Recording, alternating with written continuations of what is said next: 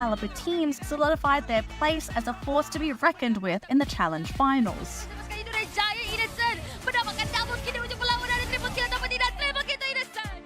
In Group C, Bigatron Beta and second-tier team defied all expectations. They outperformed RSG Malaysia and CFU Gaming, securing their place in the Challenge Finals with a series of stunning victories. They were also the only team to qualify all the way into the Challenge Finals from the Open qualifiers. Meanwhile, in a shocking turn of events, Bigatron Alpha, their main team, failed to qualify from Group D, leaving fans and analysts alike in disbelief. The 6 teams that advanced to the Challenge Finals were RSG Philippines, Selangor Red Giants, Bigatron Beta, Omega Esports, Liquid Echo, and Rebellion Esports. These teams have proven their mettle, showcasing exceptional skill, strategy, and resilience. Now, the Challenge Finals loom on the horizon. Our 6 qualifying teams will face off against 6 regional champions, including last season's champion, Fnatic Onyx. The invited teams are a formidable lineup: Fnatic Onyx from Indonesia, Geek Fam, Falcons AP Bren from the Philippines, Homeboys from Malaysia, See You Soon from Cambodia, and NIP Slash from Singapore. These titans will compete in 2 groups of 6, promising unforgettable matches and epic showdowns. The stage is set for an exciting finale where only the strongest will prevail. Stay tuned as we witness the thrilling conclusion of Snapdragon Pro Series Mobile Legends Bang Bang Season 5. Who will rise to the top and claim ultimate victory? Find out as the journey continues. Hello everybody, welcome to Kuala Lumpur, Malaysia, the battleground where the best of Asia-Pacific MLBB come to turn the tides of destiny. Get ready for an all-out battle and heart-pounding action. This is Snapdragon Mobile Challenge Finals MLBB Season 5.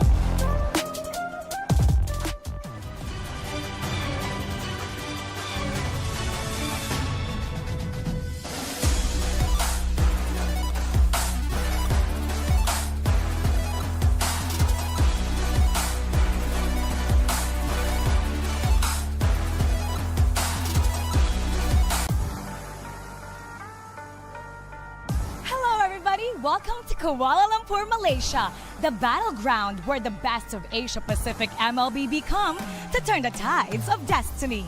Get ready for an all-out battle and heart-pounding action. This is Snapdragon Mobile Challenge Finals MLBB Season 5.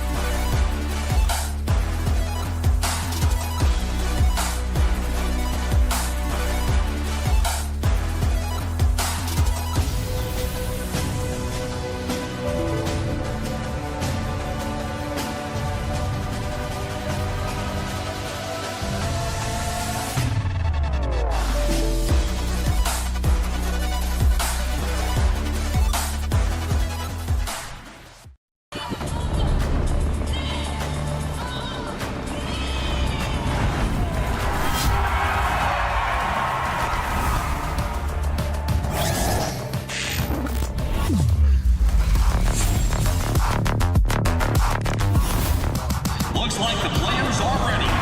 Here we go!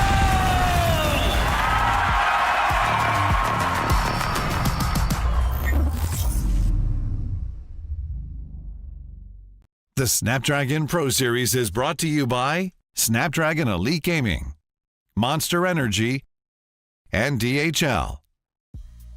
All right, ladies and gentlemen, welcome to the show where we have the 16 teams coming in together here for the Snapdragon Pro Series in Kuala Lumpur, Malaysia. And we will be able to crown victories in the end of the entire show. My name is Abstract, and with me here is 2 very handsome young lads here in the set. B, we've got Sir Cloud as well as Goni. How you two boys been doing, Sir Cloud? I am pretty sure about handsome, but I'm not sure about young though. Handsome, young, I'll give you both of that. I'll take it. All right? Hey, I'm repping Stream C, and yeah, I'm Goni. I'm good. You're good. I'm great. You're great. More than great. Because let's be honest here, with the day number 1 of SPS Snapdragon Pro Series for MLBB dawning onto us, we have been waiting for this opportunity and the time for us to commentate all of these exciting actions split in many different ways, such as Stream A, B, and C. But before we even run it down as to how all of that works, let us just introduce the teams that is coming in to the SPS Season 5 MLBB starting from Group A. We have Geek Fam, Homeboys, NIP Flash, RSG Philippines, Bigatron Beta, and Team Liquid PH. Meanwhile, from Group B, big boys, man. See you soon. Fnatic Onyx, Falcons AP Bren, Udo Red Giants, Smart Omega, and Rebellion Esports. All of these teams will eventually fight one another, even if they are Group A or B, because we will need to have one of the top few teams to come back out and face off each other in the, what do we call that, hybrid elimination bracket later on. But we'll tell you guys a little bit more about how that hybrid elimination eventually works, because right now the most important thing is to talk about what do all of these teams are vying for. With a total of $144,500 up for grabs. I'm pretty sure that all of these teams are looking to be the champion. Yes, in which the champion will take home $62,000 US. And look at the gap between the champion and also the second place, $30,000 US. That's $32,000 US difference. More than half, right? And if your team suddenly sits on that 12th spot, no worries. Still got some cash. Yep. By the time you are here for the challenge finals, you are pretty much guaranteed a good amount of money, right? $1,800. I mean, I'm pretty sure that none of these teams will want to be the 12th place, but at least there's some sort of consolation to work around with. Yeah, and also the experience of being here amongst the other teams as well. And they got a good experience on the player lounge as well. I mean, for some players, for some teams, there are newcomers especially. Yeah. So they are trying to gain some experience here in their potentially first international competition. Exactly. So this is a really nice battleground for all of these teams to really kind of understand what they are trying to go for. So let's just jump right in and kind of take a look at what are the schedule that we are going to be expecting, because I'm wrapping Stream B. I'm going to be talking about Stream B. Well, I don't care about what you guys want to talk about. Stream A, Stream C.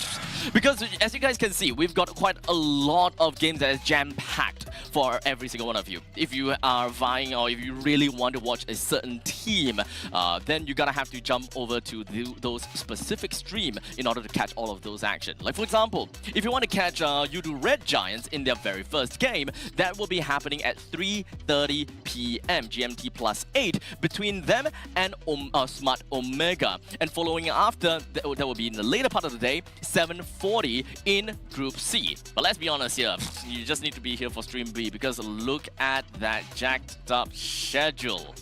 I mean, we are called Stream A for a reason, right? We are the A team there. Look at this. We have A-team. We have Fnatic Onyx. Yeah. I mean, A team roster, A team talents. It's insane. Stream C, Stream champions, right? We got Udo Red Giants going up against runner-up FCAP, Falcons AP Brent. Oh, okay. He's putting the cards Stream there. C won it today. It sounds spicy and all, but let's be honest here. When it comes down to looking at Stream A schedule, we do definitely be able to see Fnatic Onyx coming up twice. They are fighting against Rebellion and See You Soon, but let's be honest, the only one that's really important is the final game between Fnatic Onyx versus See You Soon. But when it comes down to Stream B, I gotta have to say, every single part of these games are something that you gotta have to watch out for. RSG PH will be played out twice. They will be fighting against Bigatron Beta as well as Geek Fam ID. There's a lot of X factor coming into all of these teams, because we're expecting changes to the rosters, which are looking at different kind of play styles. And to be honest, we have seen MSC, we have seen MWI, but have we really seen everything that we wanted to see from all these newer teams or less experienced teams? Yeah, not gonna lie though. when you talk about less experience, there are some of these players first time on the international stage. For like Homeboys, for example, that they will be playing a good amount of games here today.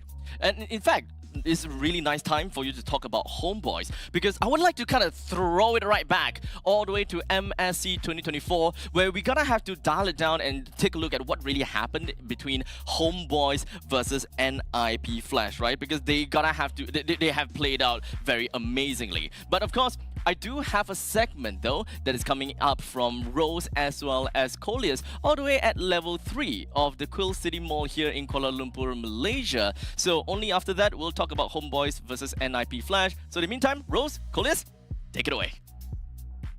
Hello guys, I'm Coleus here and welcome to the Oasis, where the players can refill their energy after they feel the heat of the Land of Down. And here there is a lot of stuff that the players can do. Over there's an arcade machine that the players can play a lot of games to just refreshing their minds before or after them facing against the heat of the match. And there is the table pool where the Team Liquid Echo from Philippines are playing right now. But it's not over here. There will be the battlefield itself with Rose. Take it away. Thank you very much to Coleus. Hey everybody, this is Rose, and right now I am over at the player booth. Now this is where all the games will be taking place for the next 3 days of our group stages, and we have 6 player booths in total as 3 matches will be going on at the same time. And that is it for our level 3 setup. What do the casters think about our setup? That's a lot to unwrap. Right. There's so much. Number one, we have 6 player booths. That looks like plenty of space. I'm still digesting, honestly. I'm still digesting with the layout, and it's very interesting to see how it's, you know what, before match, let's play some pool. Let's chill. I like that idea. Pool games. Yeah, and then didn't know that it's called the Oasis. Oh, he's got it. Oh, right. Coleus did say something about that. There is a name right now, and it's where all the Oasis. players gather and they can socialize with each other. Right. I mean, let's be honest here. They can have the pool. You know, Team Liquid, they're playing. I don't want to mess with them. But arcade machine. I saw Tekken. I saw someone playing as Eddie. I saw the capoeira action. Ooh. Oi! I know some stuff, all right? Okay. And I will bring it down here, play the crap out of it, and I will beat every single one of you guys. I'm staying away. Let's, Okay. yeah, Yeah. let's not Let's, mess with that Okay, track. it's okay. His legs are Let's not long enough. mess with Hey! Look, That's a good one. That's a good I'm one. pretty sure if I stand up, my head will be cut off. No, Sorry. not quite there. Not quite there. But you know what? Oh my God. You know, speaking of cutting off, I'm cutting off this part of the section as we talk about Homeboys versus NIP Flash, because we did want to talk about that previously before, right? So we kind of throw it right back over to MSC 2024, where the both of these teams, they are pretty much neighbors. They have so much vengeance. It's a battle of the causeway. NIP Flash did manage to find themselves a nice little win in a 3-2 fashion against Homeboys Malaysia. And honestly, I would say that Homeboys Malaysia, they're not exactly the dream team that we're looking out for. It's more of the Udo Red Giants. But NIP Flash, they are the dream team though. Yeah, but Homeboys, they are arguably the most popular team in Malaysia right. as well. So after their defeat, yeah, we all know how sometimes social media comments can go Yeah. wild. Yeah, but then again, it is a revamped roster for the Snapdragon Pro Series. It's going to be new, right? I mean, Homeboys, yeah, sure, it's a rematch of MSC, but then again, with new set of rosters, it's going to be a completely different set of, it's a completely different feel to it, right? But let's see here, with the wild cards in the fray, still though, Udil's in the helm, so perhaps they are looking for that same result. Honestly, I would really want to tune in to Homeboys versus NIP Flash, but the very fact that Homeboys have got such a very big change to the roster, because I'm gonna be honest, whenever I saw the Homeboys and all the other grouping, I was like, easy. Homeboys went through so much and they managed to make it through the wildcards. I'm pretty sure that they will win. I'm pretty sure that they will make it, until that there's a change in the roster, and I completely blame myself for thinking that they will be able to make it through, unless they prove me completely wrong. Which they can. I I mean, want there's a them to. thing called the Caster's Curse, right? Yes. It's the best of 3. It's a best of 3. Anything It's can a best of happen. 3. It could eventually happen. It is definitely great, but the next game, this is another one of those features that I gotta have to talk about, right? I mean, See You Soon versus Fnatic Onyx. These two teams have went through and went a fight against one another in the group stage of MSC. We all thought that the Sky Kings will be able to make it through, but here in SPS Season 5, is the ascension of the Sky Kings through the Owl. Will they be able to make it? I gotta be honest with you, I can't expect much from Onyx right now, especially seeing the roster. Maybe it's official, but I don't want to say it now, but we will see it later on. Yeah, they are cooking something up, hopefully for the better, but yeah, their MSC result, I don't really want to talk much about it. It's in the past. You can feel the heartbreak from him. It's in the past. Yeah. There. I mean, the panelists during that time, we saw how heartbroken they were when the medal was crushed, so I can totally get it. I mean, they are definitely one of the fan favorites. And coming in, they have been champions of MSC 2023 as well. So I'm pretty sure that everyone just like, you know what? Fnatic Onyx, without a doubt, they will be able to make it through group stage. But See You Soon just kind of stopped them from doing that, got 2 points out of them, and when it comes down to the other teams, they even got a good amount of points out of Fnatic Onyx, which ultimately eliminated their chances of even going off to playoffs, which kind of put them at the, well, technically the lowest tier when it comes down to MSC 2024. Definitely not great, so I would like to see the ascension of the Sky Kings in this stage. But speaking of the ascension of Sky Kings and the Owls, there's another bird that we're gonna have to talk about, and that is the Falcons. Because when it comes down to the next game, this is a rematch of the grand finals of MSC 2024. I gotta be honest, as much as I want to, kind of say that, Stream B is all the best and all, but I don't think I can top this off. I mean, for today, you all gotta admit, right? Stream C wins the match of the day. Featured match, right? Selangor Red Giants or Yudu Red Giants now going up against Falcons AP Bren. Same lineup, same coaching staff, so it feels the same. It's gonna feel the same. Yeah, and they even have an unbeaten streak since MPL MY. Oh, right. Across MSC, and obviously going to start the campaign now. How many days has it been? 100 plus, I believe. 100 plus. I know by the end of MSC it was like 108 days. So how many days has it been since MSC? 140, 130. Yeah, around thereabouts. We're gonna have to start the timer and start the counter again. How long are they going to be completely undefeated? Because I'm pretty sure that the Falcons' nosedives against this impenetrable giant is going to be quite a tall order, right? I mean, 4-3. I mean, was it 4-3? 4-3 is 4-3, yeah. So they were close, but not quite close enough, right? Selangor Red Giants, or rather Yudu Red Giants this time, they definitely showed their mettle in MSC, and I wonder if whether they're going to be doing the same here in SPS, especially since both of these teams didn't even touch the line. Well, I mean, they are playing on home ground, right? So there's this thing called a home ground buff. Home ground advantage. Yeah. I mean, when it comes to the environment, the food, the fans, all their family were here. Even during at MSC, we saw that they had a lot of family members who came to Riyadh to support them. All if the it's way. Here, yeah, all the way. Damn. And if it's here, you not only get the family members, you get the actual fan base showing up. Begs the question. The pressure is on them. All teams are looking on them. Will they be able to maintain that title? Honestly, unbeaten title. Tall order. Right. We're gonna have to see how it goes. So watch out, Philippines. I'm pretty sure that Yudu Red Giants have got something cooking. So I'm gonna go off and dispatch my fellows Stream A and Stream C members. Of course, say thank you over to Cloud as well as Goni. We're gonna be moving off to a short little break, and once we are back from the break, we'll have our separate show of Stream A, B, and C. So make sure you guys tune in to whichever stream that you want to tune into based on the schedules. So we'll see you guys in a short bit. Open 3 tabs. Why not? Bye.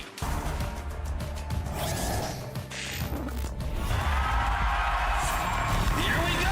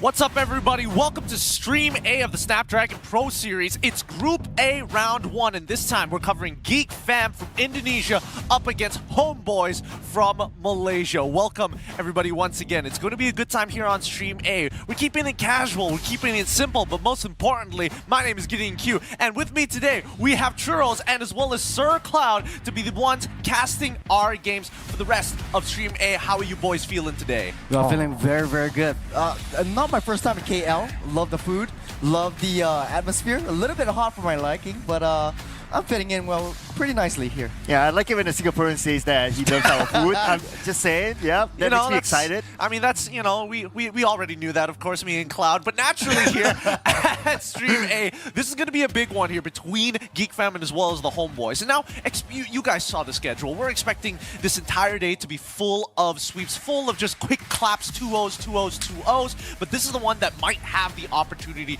to turn things around. So let's get into the discussion here, because first of all, I want to talk about, before we touch on anything, just to know your positions, what are your predictions for this one? Are you feeling the Geek Fam? You feeling the Homeboys on this one? Man, I'm standing next to two Malaysians, so I gotta keep it like... Yeah, you better. A little bit more real. Remember what I told you before we started. I'm standing with Geek Fam. I've been a huge fan of the geeks for a very, very long time, even before I became a caster. And then they're bringing in a lot of new flavor. They are one of the kings of coordination, kings of innovation, bringing in new metas. We've seen Beloyski bringing in or popularizing the assassin role meta, which a lot of people, even in the Singapore server, we constantly use. We have like a Saber Bands and Mythic Glory rank that is rank. I mean, they say it's just rank here, but for the most part of it, it is going to be the spicy boy up against smart boy Beloyski in this matchup here. And if you guys want to check it out, hey, maybe consider joining us at Quill City Mall. If they make it out of the groups this time round and make it off to the playoffs, well, 2nd of August all the way to the 4th of August of this year is going to be the time to come to QCM or Quill City Mall where you can watch it live. So, for you, Cloud, let's say Spicy Boy comes out again this time. Is he going to be the reason why the team can't perform today? Because we saw their performance against NIP Flash during MSC, and that was a big blow to take for the Homeboys. It was absolutely a big blow. I mean, they are arguably the most popular team in Malaysia, and we all knew what happened after that. It's going to be tough because it's a revamp lineup. We're talking about trading like, what, 3 new players in the lineup? Oh. So, yeah, it's a majority of it. Well, speaking of which, I think it's a good time to show the lineup here. Let's start off with Geek Fam ID, right? Because we got Gobs, we got Vincent, Aboy, Beloyski, and as well as Kadera. The big switch up here is going to be Gobs instead of Luke. Luke has moved on to better places, but Gobs this time around is going to be taking his place, and he's got big shoes to fill. With that being said, let's have a word from our interviewer here. Let's play it. Hello everybody, this is Rose and welcome to the first day of the Snapdragon Pro Series. Right now, I am with Beloyski from Geek Fam ID. First of all, how are you? How's your day looking like? Good. I'm having a good day.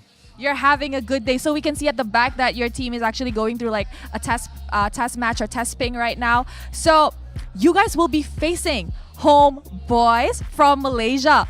Okay, what do you think about this matchup? Do you actually think that you guys will be able to do good? I think we will do good because they are just a rebuilding team, so it's supposed to be a win, but hopefully we can win. Oh, it's supposed to be a win. Now, just now I was talking to Udil, and he said something along the lines of he's really confident with the chemistry, even though it's a new roster. What do you have to say about such a sudden roster change? I mean, you guys also had a few changes here and there. Yeah, I am actually a bit surprised because they just get good lineup from them, and like it's a complete rebuild from them, so I will see later. Okay, do you think that the changes in the roster will shake the game up a bit? Because we all saw them in MSC, but with 3 new players, could that like be difficult to read for you guys? Yeah, especially we don't have data from the players, and we're actually building also, like we changed 2 players, so like it's a battle of rebuilding teams. It's a battle of who rebuilt it faster, actually. Okay, now they always say that the Great Wall of China wasn't built in a day. All right, now let me ask. You guys will also be having another match today. How are you guys prepping for like 2 matches a day? What is it like? We are already used to it. Like we always stream 3 times, and that's a 12 games. So 6 matches is not, or 4 matches to 6 matches is just a normal day. All right, it is the battle of stamina and endurance today. So thank you very much to Baloyski. You may now head back to your seat. Ooh, very interested to kickstart our first day with that. Let's throw it back to the casters to see what they have to say about the new roster from the side of Geek Fam. Thanks, Rose. But we're already moving on from Geek Fam. We're going straight into the Homeboys. This time, things have changed. And even by the tell of their hair, they really want to go with a makeover. Homeboys from Malaysia with Ye 3, Amal, Udil, Mal, and as well as Nets going to be representing as the new lineup for the Homeboys this time round. I'm actually personally curious to know what Spicy Boy has to say. Let's throw it over to an interview with Rose and as well as Udil. Hello everybody and welcome. My name is Rose and right now I am with Udil from Homeboys. Alright, I'm trying to warm myself up because it is the first day of the Snapdragon Pro Series. So Udil, first of all, welcome back to Malaysia. How are you feeling? How was Riyadh? Riyadh was good and my feelings also good. Everything's good. Everything's good. So are you ready to actually start your first match for Snapdragon? Yes, sir. Yes, sir. Okay, you'll be going up against Geek Fam. What do you think about your fellow Indonesians going up against them in this matchup? I have no idea. You have no idea? Okay, how confident are you that you guys can actually win them in their first series? 100%. Absolutely. 100% absolutely. All right, let me just ask a few questions regarding your roster. Okay, we see that your roster is currently a bit more different. With this roster, like, how is it like? Have you guys fixed your chemistry and is communications not an issue anymore? Yeah, we're doing good. Doing good. Who's your best friend right now? Because there's a lot of new faces, like 3 new faces, and then, well, there's Nets, who's being Nets. So who are you closest to right now? I'm close to all of them. So, yeah, we are best friends. Oh, y'all are besties now. Okay, so I will let you go off first because you guys are going to be starting really soon. With that, I'm going to throw it over to the casters to see what they think about the Homeboys' new roster. Man, that's a tough one to take in. I feel like, you know, after he shaved his head, it feels like Udil's kind of more calm, you know? Yeah. The decimal places, the Scoville level has definitely Would you say pulled back. it's his villain arc? Is it his villain arc? I feel like his villain arc is when he was talking mad smack every single time. He's very toned down now, don't you think? He is a little bit toned down, I have to admit. Yeah. I don't know him anymore. No, you'll know him very, very soon. But first of all, guys, if you haven't done so yet, we're getting everybody's opinions about who is gonna win this match. Snapdragon match predictions are already up, so quickly cast your votes in the Twitch chat while you are still watching. If you're not on it, quickly hop on, quickly give your predictions to see whether or not you're gonna be correct. With that being said, now I did I did single out Churros on purpose because I think that all of us can agree. We got some insider information about the Homeboys and what the lineup was supposed to be, and that's why all of us leaning into Geek Fam 2-1 or 2-0s. Yeah, lots of things to talk about, lots of changes, but the thing is, we might be wrong over here. I know there's a thing about Caster's Curse, but throughout the many games that he played before, Geek Fam has never won against Homeboys. They've only met twice, one in M5 and one in MPLI 2023. And they've never, ever won against a single game against the Homeboys. So this might be against our favor. What do you think, Cloud? Well, I think one of the key things from the takeaway from the interview is that when Baloyski said, who rebuilds faster? Like these two teams, they are on a rebuilding phase, right? And if we made a comparison, Homeboys, they only had like about 5 days to rebuild. That was the something that I got from the manager yesterday. And for Geek Fam, technically they had more time because they didn't need to go through MSC. So probably they, with that amount of time, maybe they will be a bit more solid than the rebuilt Homeboys. I've got a question for you though. Even though Geek Fam didn't go through MSC, and Homeboys went through MSC, it's a totally different roster. And we see the draft already being popped up right here. That's it's the already draft? being started. That's super fast. So I thought they were ping checking. All right, all right. Let's jump right into this. Okay, let's jump right into this. Let's put the analysis aside. Let's see what they're bringing to the table right now. We got Geek Fam on the blue side, Homeboys on the red side, bands being Fanny, Helker, and as well as the Valentina for the side of Geek Fam. For Homeboys, it's Harith, Lingen, as well as Chip naturally when you're on red side, and they're already done with the first phase. Yeah, What do you think about the it? names are a little bit different because Geek Fam is on the red side, Homeboy's on the blue.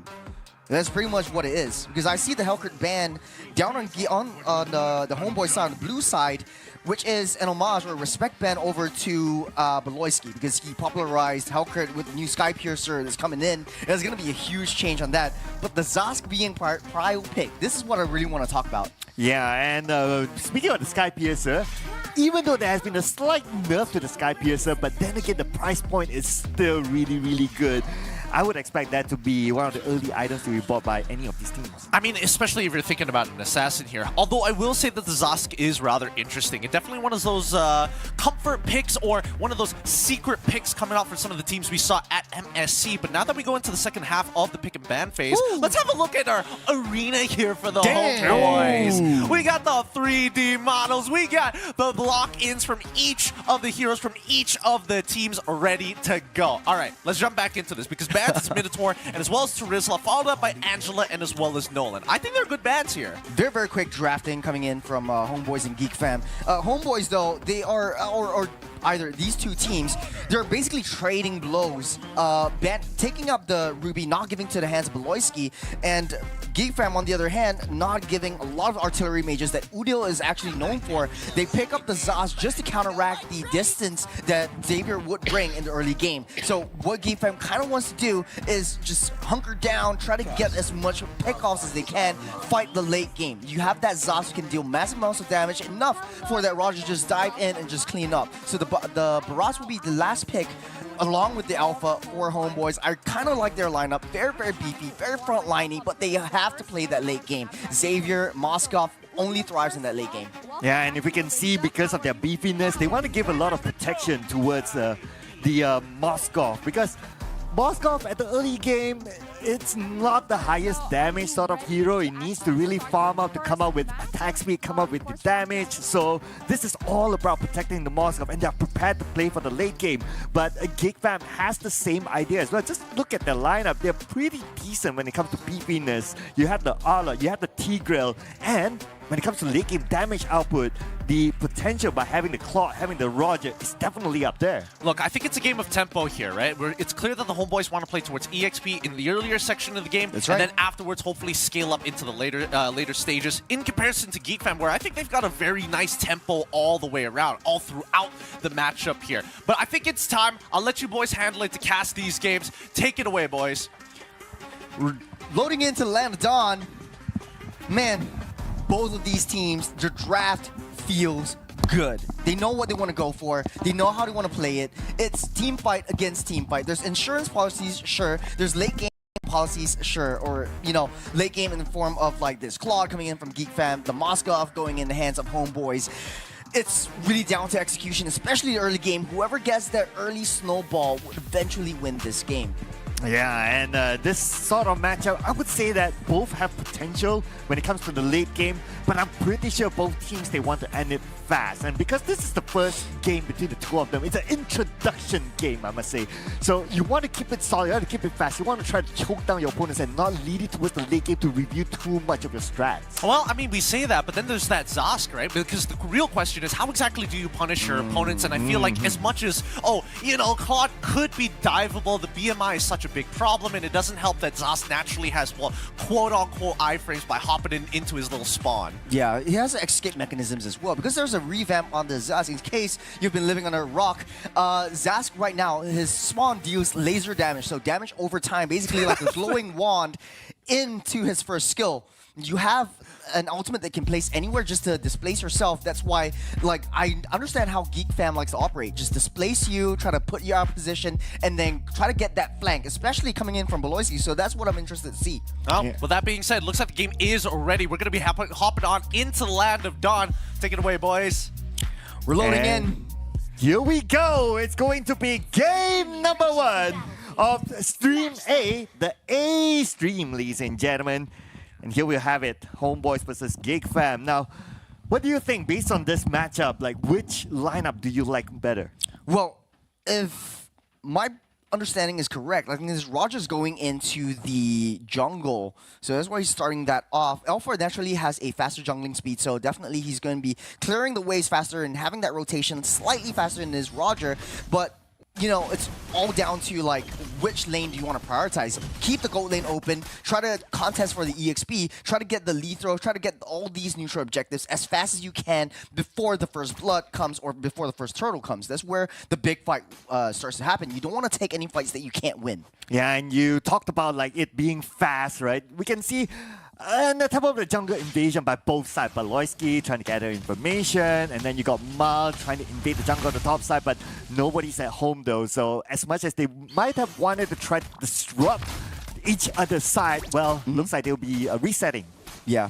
Taking a look at the emblems right now, Weapon Master for a boy, so that's going to be a very, very hard-hitting Zask. Especially in the late game, he has the Purify as well, so we've got to try to find a way to take down the Zask before things get out of hand. But Loyski already starting with the babysitting, trying to push back and trying to get Kadera to win the farm. And something that you might not know, or you might know because you're Malaysian anyways, is that Nets kind of never loses his lane. We have that conversation before.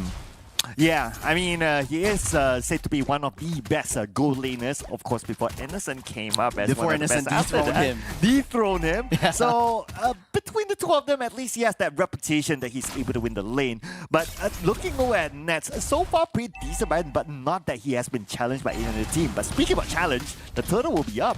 Yeah, Turtle up, but EXP lane actually pushing over the side of Geek Fam, so they might have the EXP advantage. It's easier for them to get that level 4. And just as I say, Beloyski coming in to zone out Amal. But Loyski goes in, and Udil comes by as well. But who's going to be able to steal the Turtle? And then the backline, keep your eye on that before that. Gomes will take the first blood. And Amal will go down.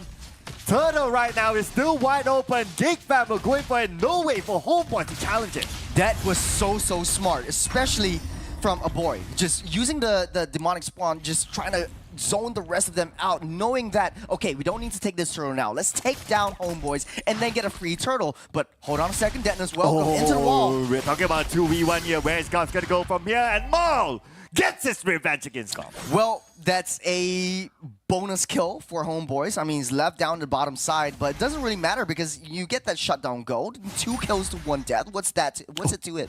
But what's it to it here with Baloyski? Lucky enough, he's a Tigra, so yeah, not phased. He just wants to open up the map. He's still got that passive going on, so he's pretty much safe from any basic attacks. Oh, the Dawning Light. Keeps the boy down. He has to recall, get that reset. You know, he has a lot of time getting pulled back, Baloyski. Oh, but Baloyski might be in trouble though. But good thing he has Vincent there together with him, so he has it all part of the plan. Okay. Homeboys, very desperate. We can see the rotations coming in very strong. Udil is starting to pick up. His damage is starting to show. I'm not sure if he got his first item spike yet. It's 3 minutes on the clock. Enchanted Talisman definitely on the books for him. No pun intended though, but there's a little bit of a skerfuffle happening on the bottom side. Oh, Flicker in, Dennis, welcome. But here we go, 3v1, but the rest of Homeboys have a ride though. Yedri in trouble. He's down to 10% of health, but look at the backline. Udil managed to get away to safety. What a nice flicker there by Udil, but the other teammates, unfortunately, not as fortunate as him. They will go down as well. And Geek Fam will take home 3 kills from the bottom lane. Where is the damage coming from? That's what I want to say. Homeboys, though, Nets landed a nice Spear of Destruction. The SOD hit, but he knows that he can't go. Waiting for an implosion, and even after that, they're just fighting a losing battle. It's a 4v3. On the top lane, though, does look like Kadero desperately wants that gold. He gets it and gets away. Backs off. They're focusing down on the EXP side where the turrets are already cracked open. Man, a lot of control right now at the bottom jungle, but now the next objective is up. It's going to be the turtle. Now this is when they might try to go onto Nets. Well, no one's making a move. Well, the good thing is for a boy, he used that spawn just to source out vision, try to get that distance away from the neutral objective. They're starting things up. The Dawning Light already starting to get spammed up. Concealed play from Beloyski. Just getting information. Implosion! To the back. Getting 2 of them for the side of Homeboys. Now Mal is in trouble, but he has the turtle still up open to grab. But where is he going to go right here? Another Dawning Light to the back line, but the double kill for Vincent. Look at Vincent all the way to the back line. Even Nets could not come into anything but what? Underneath the turret, a maniac by Vincent in about 5 minutes into the game. What a set to Beloyski. Follow up from a boy dealing that damage enough to get Vincent down, the first maniac of the first game of the first day of the challenge. Man, Turtle goes over to Geek Fam as well. It's 9 kills to 1. They're so up ahead. The 6K goal lead with all the tier 1 turrets cracked wide open. Dude, this is how you introduce yourself to your new teammates. Yeah. I had doubts. I had my reservations because I thought like, okay, maybe swapping over Ray, who's brought them over so far, to Vincent, who was originally from Rebellion, was a kind of a mistake because you have that synergy already. You want to build things up again with a new jungler. It's going to be very, very hard, but Beloyski makes it work so easily. I guess to a certain extent, that's what you get when you have more preparation time to test out your new players. And there you go, but here we go onto Amal, 50% of health. Luckily he's able to get away to safety, but there's nothing much that Homeboys can do right now. Geek Fam has absolute control on the bottom jungle. Yeah. Geek Fam very, very good in the zone out potential. You look, if you notice, Homeboys are unable to reach down over to Kadera. It's just free farming all the way until maybe even the 10-minute mark where he gets his Trinity and then comes in for the fight. But hold on a second, yes? Oh, here we go. Yeah, 3 in trouble right now. But then again, he is tanky enough, so he will be fine. The Dawning Light will kind of help him, but we can see the damage from Dawning Light. It's not big enough. You know, Gobs has been landing all these crucial final slashes, either forcing out maybe an ultimate or maybe even the flicker. The battle spells are so viable for Homeboys, trying to get back into Geek Fam. The win condition for Homeboys, try to get Nest to skill up and fight the neutral objectives, try to land the SOD, but hold on a second, another again, Vincent! But he got 9 below 8 minutes, and not only that, they even got Udil, Amal, and Mal at the same time. And potentially even the turret, but okay, nope, not just yet. The turret is not down because they know they have the total objective. Well, 100% kill participation for Beloyski so far, 0-0 and 12. He's engaging, but he's not dying. He's landing those crucial implosions enough for the rest of the team to just come back in and just clear everyone up. Kadera now just virtually untouched. It's 7 minutes. No one's even bothering to try to contest for him. They can't. They don't have a lot of backline opportunities. The only thing is maybe that Alpha tries to land a spear over to Kadera, but it's so difficult to lock him down. And that's a breakdown of maybe even the Homeboys team. They're waiting on that Lord. This is the first Lord of the game. You know what? It's almost a kill a minute for Vincent. Yeah. He's 7-0-3 at this moment, and by them securing this lot, I mean, this puts them in the driver's seat. Yeah. No choice but to just give over. Final slash. But speaking about giving over, Amal might give over his life to Kadera. That is another kill, but not only that, but Loyski went down. The big boy will fall, and the rest of Geek Fam will retreat. Well, that's a decent trade going over the side of Geek Fam, though. Giving up Beloyski, you get the Lord, as well as the jungle for Homeboys. Amal not doing well, 0-5 and 1. This every single time he goes in, he either gets stunned up, crowd control, chain CC'd up to infinity and beyond. What I think is interesting about the itemizations coming out from Geek Fam is that the Thunderbolt is being built by Vincent because he knows that, okay, we might have the early game, but let's get that insurance down to the late game. Every single time I use an auto attack, that equates up to my hybrid defense just building up. So if it ever goes to that late game, and they know that Udil is constantly scaling up, he's already got a lot of core items. He can spam his Dawning Lights as and when he's got that high ground defense, but Lord marching down that top side, they're trying to break down that T2 down mid. Yeah, and that's also why they take control of jungle very early on. They do not want Udil to scale. And with now this kind of control that they have, the Lord has arrived, there's no way Udil can go out and farm, so they have to defend it somehow. The sneak out the defense is coming in right now, all the way onto the back line. It's going to be Ness getting on the go. There's going to be the first kill this time around, but they're looking for more. Oh boy! Gets onto Mal, and Ness gets a double kill. This could be the defense that Homeboys is looking for, as they will take down that boy in the process. Very, very unfortunate. They were trying to force the issue. They want to end it as fast as they can. Geek Fam, they made a crucial mistake. From 8K gold lead down now to, okay, it's probably around 8K. They're trading blows left and right, but they took down that T3, so that's a little bit of a consolation prize for Geek Fam. Although, that was a very, very nice I'm offended by Mal into the Mystic Field, so it's traps after traps after traps, and high ground is basically the forte of Homeboys. Whenever you want to go for a base rush, you need to be able to take down at least one before you contest for the Homeboys' base. the high ground defense is very, very strong in this one. Yeah, but I could see the idea here, right? Like, of course, you have the implosion, you have the flicker, you just want to go onto the backline to, okay, you see an opportunity, maybe you try to catch two of them. But then again, that one player that they let go of, which is Nets. Nets got a free hit from behind, and that's how they kind of fall from there. If only they got Nets first, then the job is done. Well, taking timer, Ye3 just walking away. I think GFM doesn't want to force the issue. They know that they don't want to fight Homeboys in their base. They want to try to lure them out. Now that the Lord is coming in, they're being very smart. Just pausing wave, trying to get that rotation from Homeboys out into that Lord pit. That's where they want to fight. That's where they know that they can find a flank, especially for Vincent. He doesn't have to force the issue right here. He can just wait for Homeboys to just come back out. So they're rushing that Lord right now. Discipline gameplay, ladies and gentlemen, by GigFam. And I think the fight earlier on was a good reminder of disciplined gameplay for GigFam. They could have just like, okay, focus on getting but hang on a second, look at the bottom. Oh, looks like they're being able to catch up onto Ye3 and the implosion. One-man implosion though. At least are they going to get any return out of Ye3? And yes, they will Kadero get him. But at the same time, Aima will trade him back by taking out Vincent. And that's going to be the first kill onto Vincent in this round. Oh, unfortunate for GeekFam. Although it's still a good trade, it took down that Lord. They want to go for one kill, so that opens up that base for a nice base rush. This might be it. The lanes are all pushing in. The Lord marching down that top side. Beloyski still has his flickers, waiting for his implosion to show. Oh man, just look at this. The Lord is pushing at the top as well. This is going to put a lot of pressure on Homeboys, opening up the space for GeekFam to take the next turret. It's discipline. GeekFam just needs to take down all these T3s, open it up, wait for the next Lord, but final slash comes. Goes in onto the back line. Gomes don't need to get away to safety. Gomes! Oh, he managed to get Nets just in time. That is the target that they need to find. Balonski, last tick of health, will be taken down by none other than Spicy Boy Udil. 2 for 2.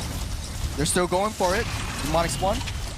Oh, coming in strong, trying to face out Udil, trying to zone them out for this T3. They got what they came for. They need to back off right now.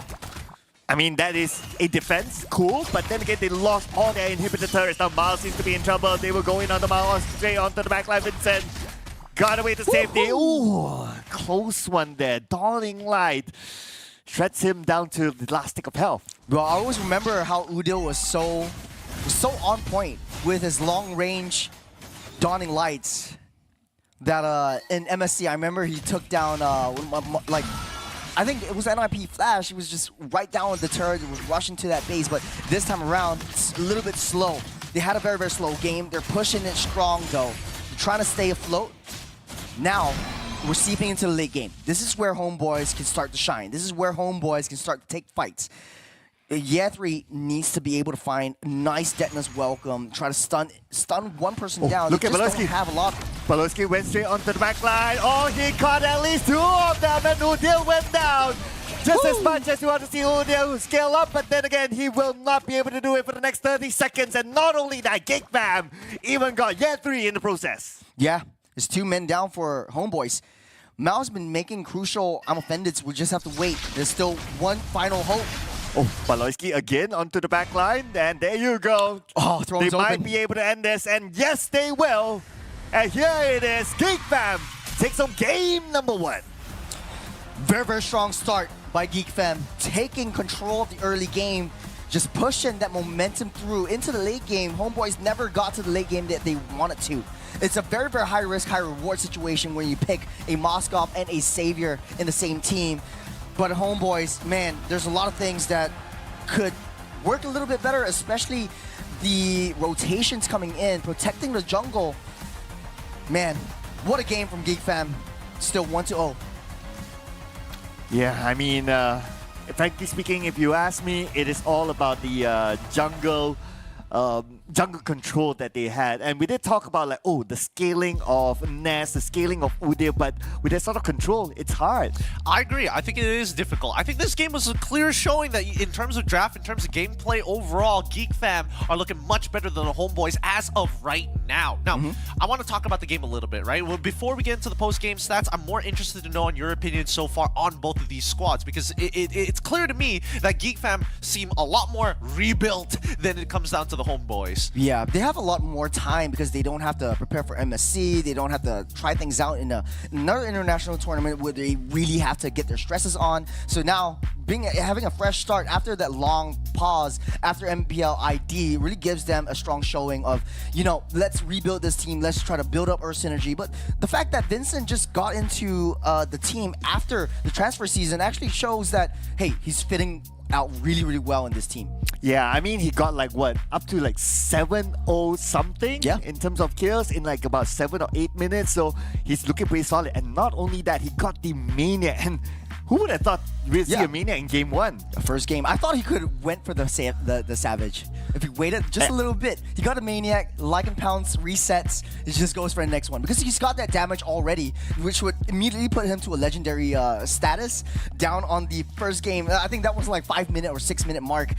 Really, really strong showing from GeekFam. All right, let's look at the post-game stats here because it's a quick game. 14 minutes and 12 seconds overall. I think it could have ended a little bit sooner had GeekFam not traded so equally against the Homeboys, but it's 8-20 score overall. 48.1k to 39, a 9k difference by the end of this game. Boys, where did it go wrong?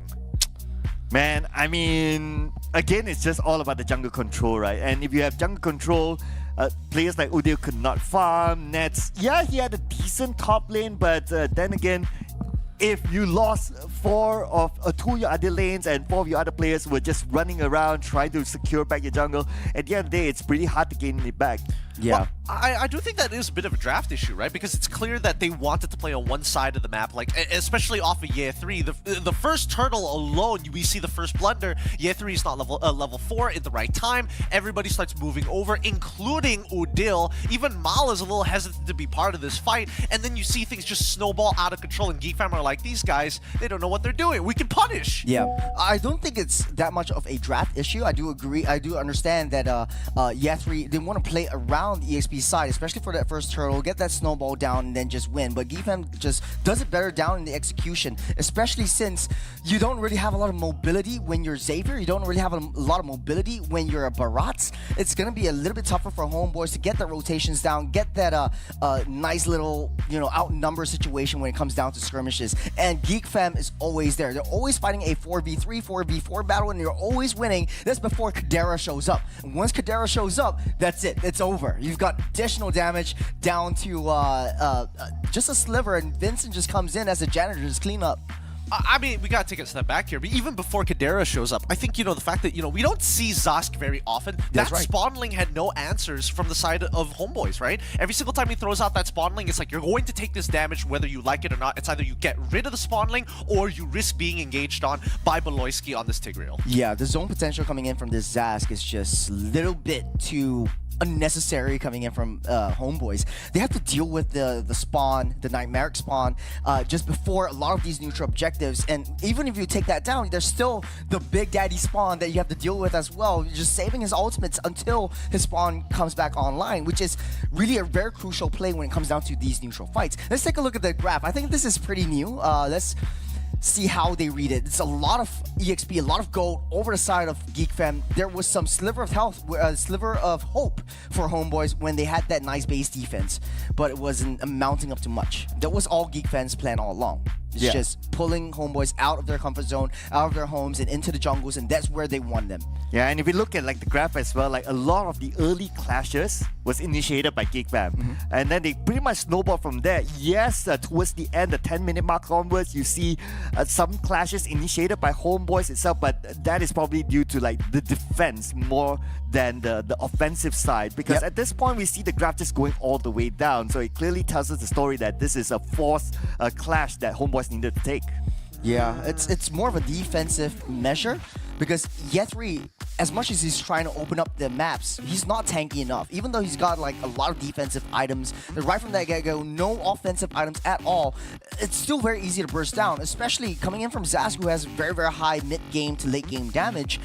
In team fights, it's just down. Let's take a look at replays. There's a lot of these team fights that Vincent's just waiting at that back line, trying to wait for the right time to just hit that pounce. He knows that he doesn't need to be in the midst of battle because it's a CC fest coming in from Homeboys' draft. And that's why I think it's a draft problem, right? Because as much as you want to believe that you can make it into the later stages of the game, you basically win no neutrals at this point.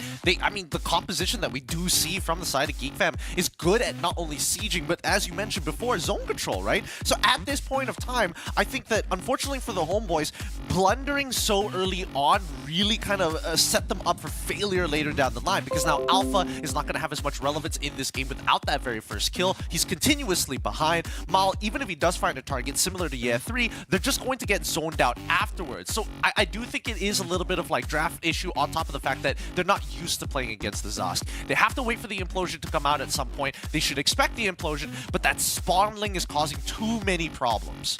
Yeah, and we even saw like the confidence that they had, especially playing the T-Grill. Like there were many times that he went just walk in the backline casually, and then he just pushes like 2 or 3 targets to the front. That is like the communications within the team. They trust each other. It's like, okay, I know what you're doing. You won't mess it up, and you just set it up for us. We'll do the rest. So it just shows that they have spent time training their chemistry and also the communication on how to execute this sort of stuff. Oh, well, it just means that scrims have been going really, really well for GeekFam as well. I think that at this point, I want to know your opinions on certain things, especially when it comes down to item builds, right? Let's start off with Vincent's build, because he opted to go second item Thunderbelt in this case, right? And most of the time, it's kind of a give or take for me. Usually, if you're in the gold lane, I would like you to be more greedy about your situation. But in the jungle, do you think that the Thunderbelt this time around was the optimal pick? Well, Thunderbelt does 2 things. It scales with HP, I think, which is what Vincent wants to do. He wants to be able to tank as much damage as he can while optimizing that damage back into his opponents. The second thing is the passive of Thunderbelt allows that slow. And because you're Roger, you really want to chase up to the opponents. We've seen that a couple of times. This stacks up very, very well with his Wolf Form second skill, one where he just gives vision all around him to very, very low health enemies. That is just a thing, but it's a very hit or miss with me.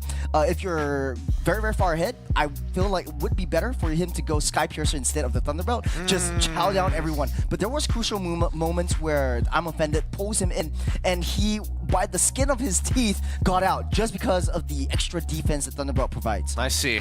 There's many more opinions to be had here at the Snapdragon Pro Series, but don't worry, Game 2 is going to be starting shortly right after this break. We'll catch you back then.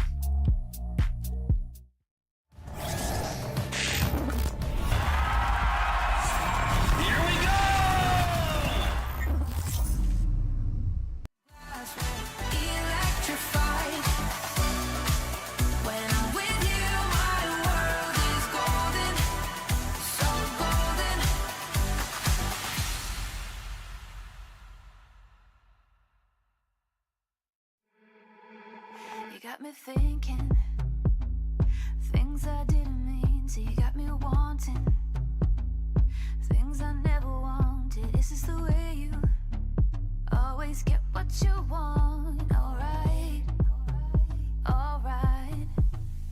You got me right inside of my head. You got me so, so close on the tip of your tongue. This is the way you always get what you want. Alright, alright. Let's do and say that we're done.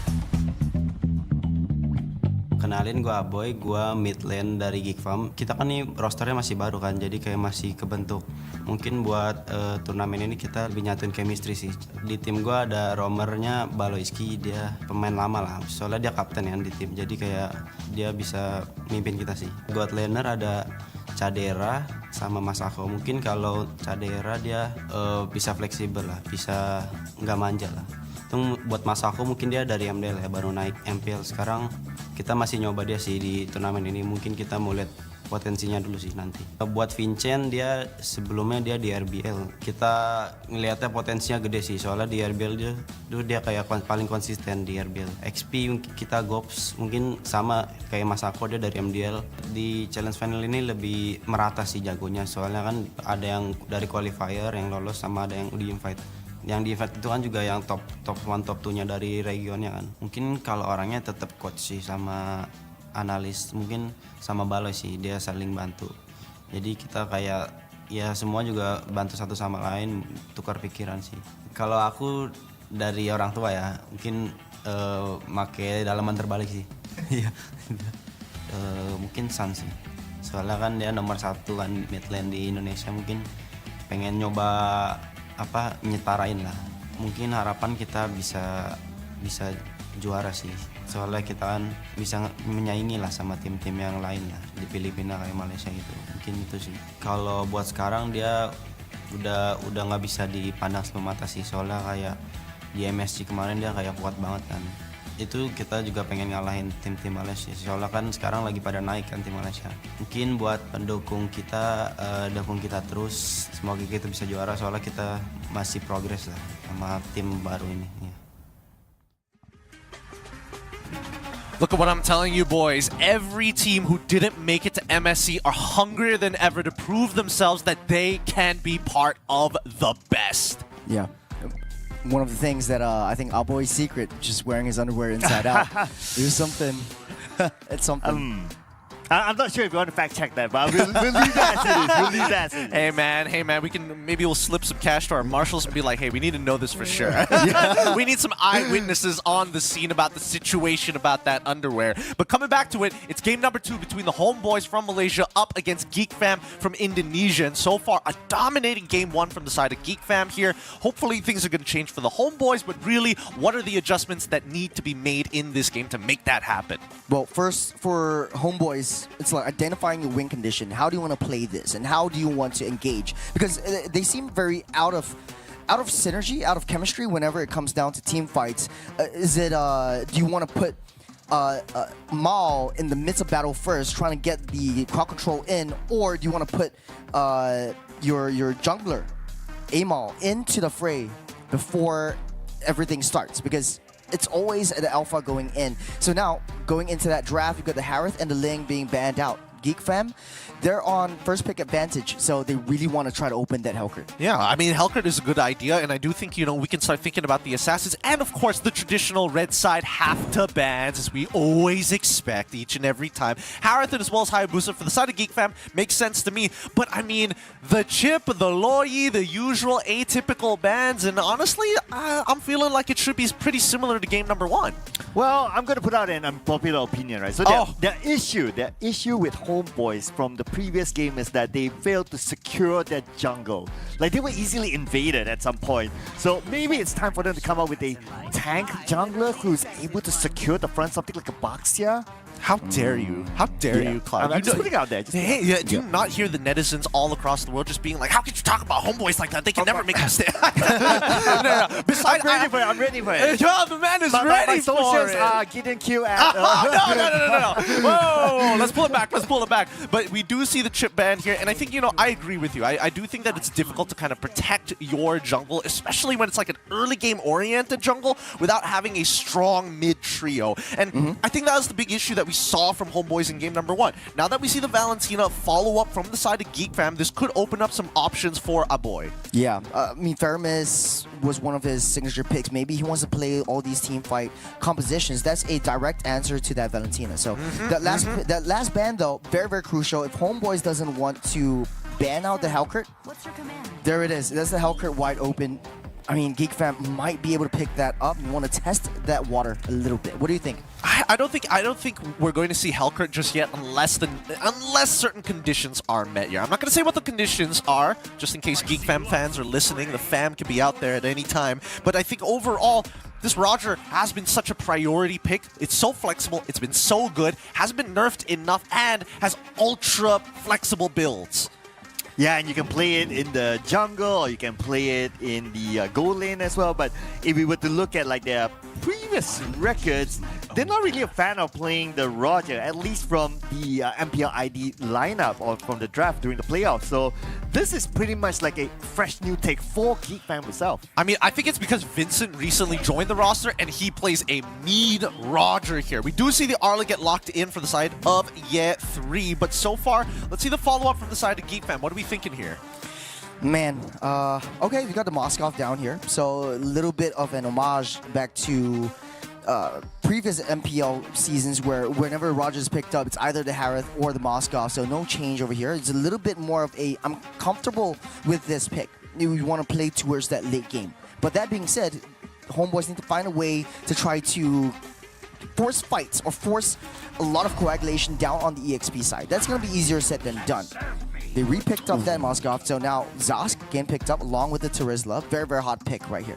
I think Zosk does very well into Arlet, especially since Arlet is like, oh, I can stun you, but I can just like hop into my spawn. I can make you sit on top of my spawn. It's not like you have like a guaranteed engage and disengage mechanic. But now we see once again Udil just playing comfort. I'm not 100% sure about this one. I do feel like the Farsa might just be a little bit better in these types of situations. You have an escape mechanic, and more so you can force Zosk to quickly use his ult. Yeah, and also we must consider the laning phase. Zosk is very, very strong at the laning phase. And going up against the Savior, I mean, we saw what happened earlier on. Zosk had control of that as well. That's why he had the advantage of rotating towards the bottom side and also helping his other teammates with the lane, with opening up the jungle. So the mid lane matchup, I'm a little bit worried for Homeboys. It's a very, very passive draft. They just want to hunker down their lane, don't want to take any fights, don't want to force any fights. You don't want to just get those early kills. You just want to farm up, get your farm, and then just do base defense, because that's what they're good at. Moskov very good in clearing the waves when those waves are crashing down. T3, same as Xavier, got Mystic Field. We've seen a lot of those plays happening, especially since Geek Fam likes to play all those in-your-face kind of setup heroes like the Tigreal, or even a Minotaur might pop up right here, or even Edith, which is pretty much a Beloyski signature picks too. I think the word you're looking for is like Geek Fam's a lot more fluid, right? In terms of the way that they engage. I feel like Homeboys, they really need the step-by-step to build up that chemistry for now before they go for that non-verbal type of communication. And I think, as of yet, getting rid of the Ruby from the side of Geek Fam is a pretty smart idea, but it has to come with a condition, right? Because if they're looking to ban out Ruby, the question is, why does Geek Fam want to kind of group up as hard as they want to, which is something that Ruby can absolutely abuse, but more importantly, melee heroes. Yep, that's it. That's the Minotaur being banned out. So a lot of these heart-engaged tanks are being off the table. And we can tell that Homeboys are really respecting Beloyski by banning out a lot of his heroes, but he's the master of like big wit, big brain Beloy anyways. So he might come up with something a little bit different. But, you know, with Udil being in play with a lot of really squishy backlines, I don't know. I might go on a limb out here and say maybe a Saber Roam might be a viable option for him as well. It's a little bit too much. They've already got area crowd control. What do you think? Yeah, I mean, I'm also looking at the fact that they pick Alpha again. And earlier on, Alpha had a hard time with the jungle, getting farm. And I mean, my thought process was like, okay, come up with something that you're able to protect the jungle. And Alpha, fortunately, is not that hero to do it. So I am worried about the same thing that might happen again. Very early jungle invasion, and they would just take over it. Homeboys might not be able to get it back. But Bharat's, maybe this is the answer. I don't know. I think this really boils down to who can fight for mid control, and at this point, it's a lot easier for Geek Fam to do so rather than the Homeboys. And I think this is starting to look like a bit of a repeat for unless we do see the Arlet make like a super play. That's like the one condition that I'm looking for the Homeboys. If Mal can make a super play, then sure, maybe Homeboys has an opportunity to get into that later stage. But sum it up for us, boys. How are these compositions going to be played out as we head into the Land of Dawn? Well, you took the words right out of my mouth. This is like deja vu. A lot of similar repeat picks coming up from both sides. The only big difference is that instead of the Tigro, which was so vital, so pivotal in the first game of setting up and letting the rest of Geek Fam just trying to engage, that's the Edith, a known single target pick-off hero. So this is where Beloyski really comes into play, how he wants to play around that macro game. Who does he want to pick off first? Because there's a lot of things that could be riding on this Edith alone. And that is why Geek Fam is also prepared for the Tigro ban. They have the Terizla, who can also come in with the penalty zone as well. But let's see if all those theories will work. We're jumping into the Land of Dawn. We're just starting it up. By all metrics, though, and all laws of physics, Alpha should be much faster in the rotations. It's just the first Lethal Wanderer puts Vincent a little bit up ahead, and that is where he wants to be. But so far, we did talk about as well the jungle invasion early on by Geek Fam. It was very strong. And they seem to have a similar idea. Look at this. They want to go in, but at least Homeboys right now, they try to block it off with Mao. Might be first blood, and there you go. Vincent again. Very, very unfortunate. Just baited out by the big baby. Big baby Beloy. Just waiting, just waiting. He knows the limits of this hero, and he plays it so well. Take a look at the emblems. You know, it really stands out to me that like they just went 3 tenacities. They want to secure the early game. I don't think I remember that in the previous game where all of them were trying to go for a lot more damage, or maybe if my memory serves me right, mystery shot. But this time it's like, let's win our lanes, let's just hunker down. That's where tenacity comes into play. Yeah, but so far, okay, I mean, it's only like a minute and a half, right? So we have not seen anything significant yet. Homeboys probably tried something different to try to gather information just to see whether they can poke into the jungle of GigFam, but unfortunately one went out.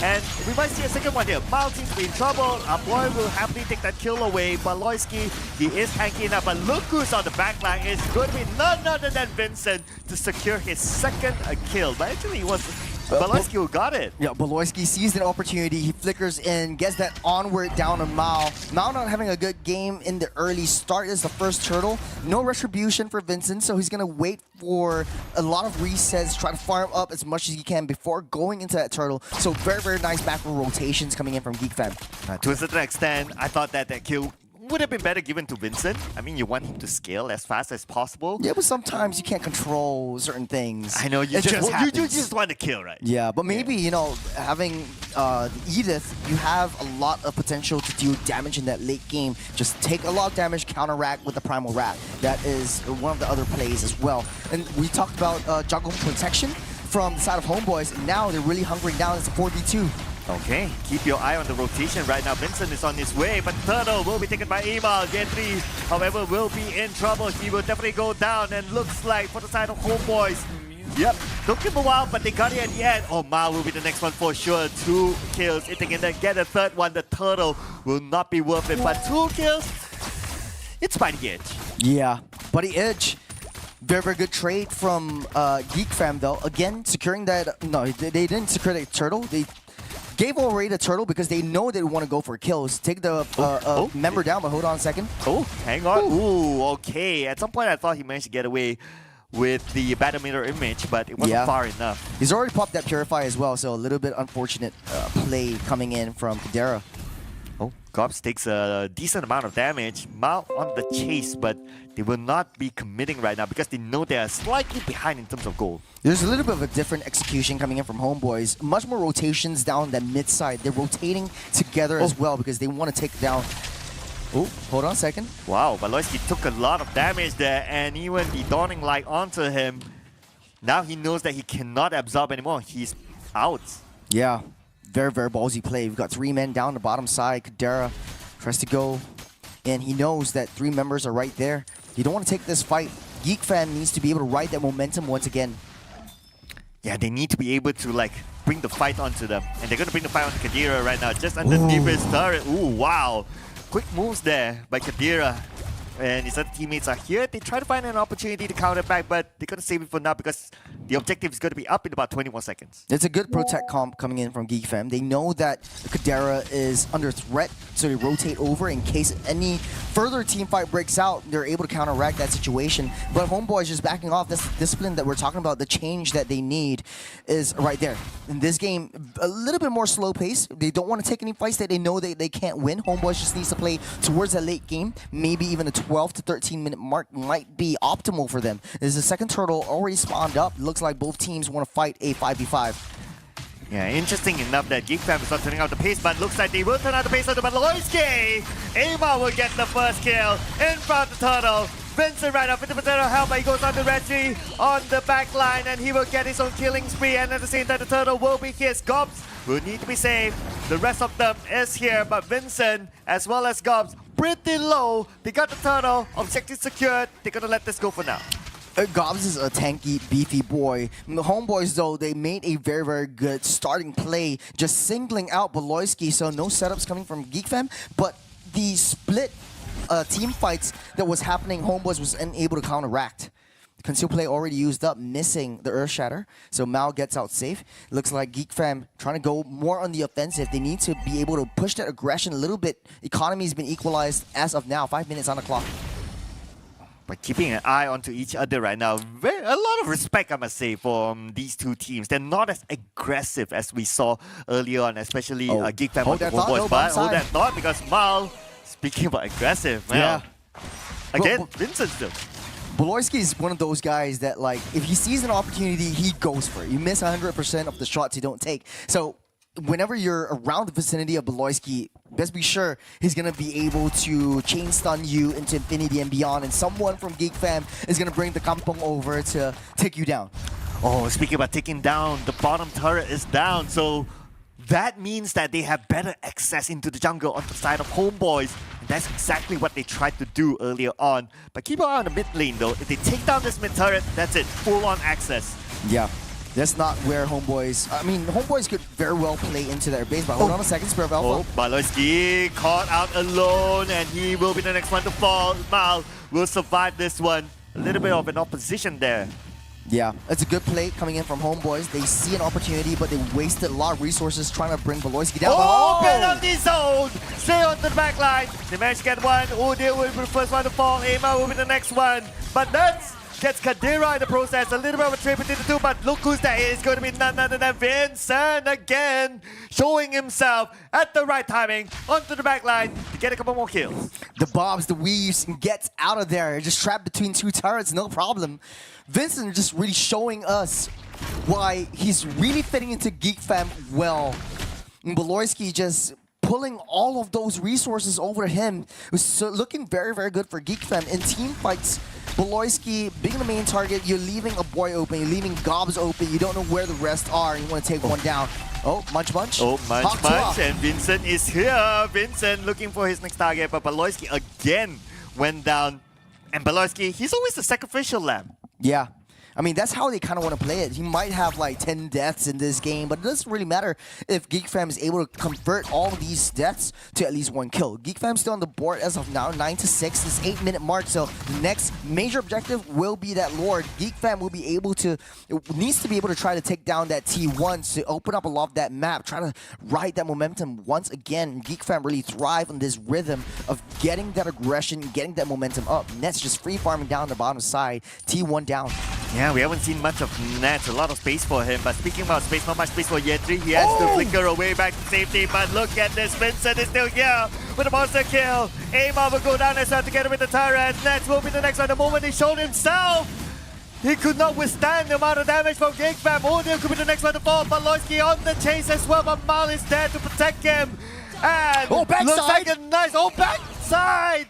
Vincent showed up again onto the back, and it is a total wipeout to Homeboys. Oh man, oh boy, Homeboys. This is really starting to push over to Geek Fam's favor, taking down a bulk of these team fights, taking down the turrets down that top side. Mid-side's definitely gonna fall once they get this objective down, but they're desperately trying to protect this. It's very, very crucial for Homeboys. 30 seconds until Lord spawns up, but man, if Ness was able to continue pushing down that bottom side, they would crack open a really long lane away from that Lord, pushing Geek Fam away. What Homeboys needs to attempt to do is try to split up these team fights and try to push them away, but Final Slash over Baloyski able to walk out of there. Yeah, we can see that it's starting to be hard for them to commit onto Baloyski. He seems to have scaled to a certain point that he can take damage now. So he's okay to be the target man. He's okay to just absorb all those skills from Homeboys just to allow Geek Fam to counter onto them. Yeah, it's very precarious situation for Homeboys. You don't want to extend too much. Your T1 mid-side in shambles. Does look like Baloyski trying to zone out away from that Lord, trying to push that wave advantage. Now Geek Fam has that priority down that long side, trying to lure Homeboys out of their comfort zone. Yeah, it's a matter of who will make the first move right now. But now with this current Lord here, it's 50% of health left. It's still going to be anyone's Lord. Retribution, everyone's ready. Both sides still dancing though. But the dance might stop right now. We're going to start off into the corner as well. Come for Yetri, and Yetri we're going to kill on the upward. That's the target that he wants, but Yetri traded back. And look at the backline. Yet it's pretty low at this moment. Emal comes in with a double kill. Next one to Baloyski. Gobs, just too far away. Kadira, there's nothing much you can do about that. This is their comeback story. Oh, it's one limit. Oh, no! Kadira called out. Blazing Duet will not save him. And it is a counter wipeout onto Geek Fam. Homeboys, this is your first Lord of the entire series, the first lead of the entire series. They're coming back strong. It's starting to seep into that late game. This is not where Geek Fam wants to be. Beloyski throwing his body, trying to force out the issue. It's not enough. Vincent needs to be able to be a little bit more patient. There was a misstep from Vincent, jumping straight into the face of Amal and just getting decimated or getting a lot of chip damage onto him. He's just unable to survive that one. Yeah, and for Homeboys, they got the right target. They got our boy first. Yeah. A little bit of a trade there between our boy, but and also Year 3, but that's okay. At least they got the spammer, so that's absolutely fine. And now with this advantage, it's time for Homeboys to push. Yeah, Mao actually doing the Lord's work. He's got a lot of damage down. He's got a lot of crowd control. That one final slash, one crucial final slash changes that game. Oh, okay. Gobs taking a bit of damage there, but Loyski's still able to tank it out, so he's still A-okay.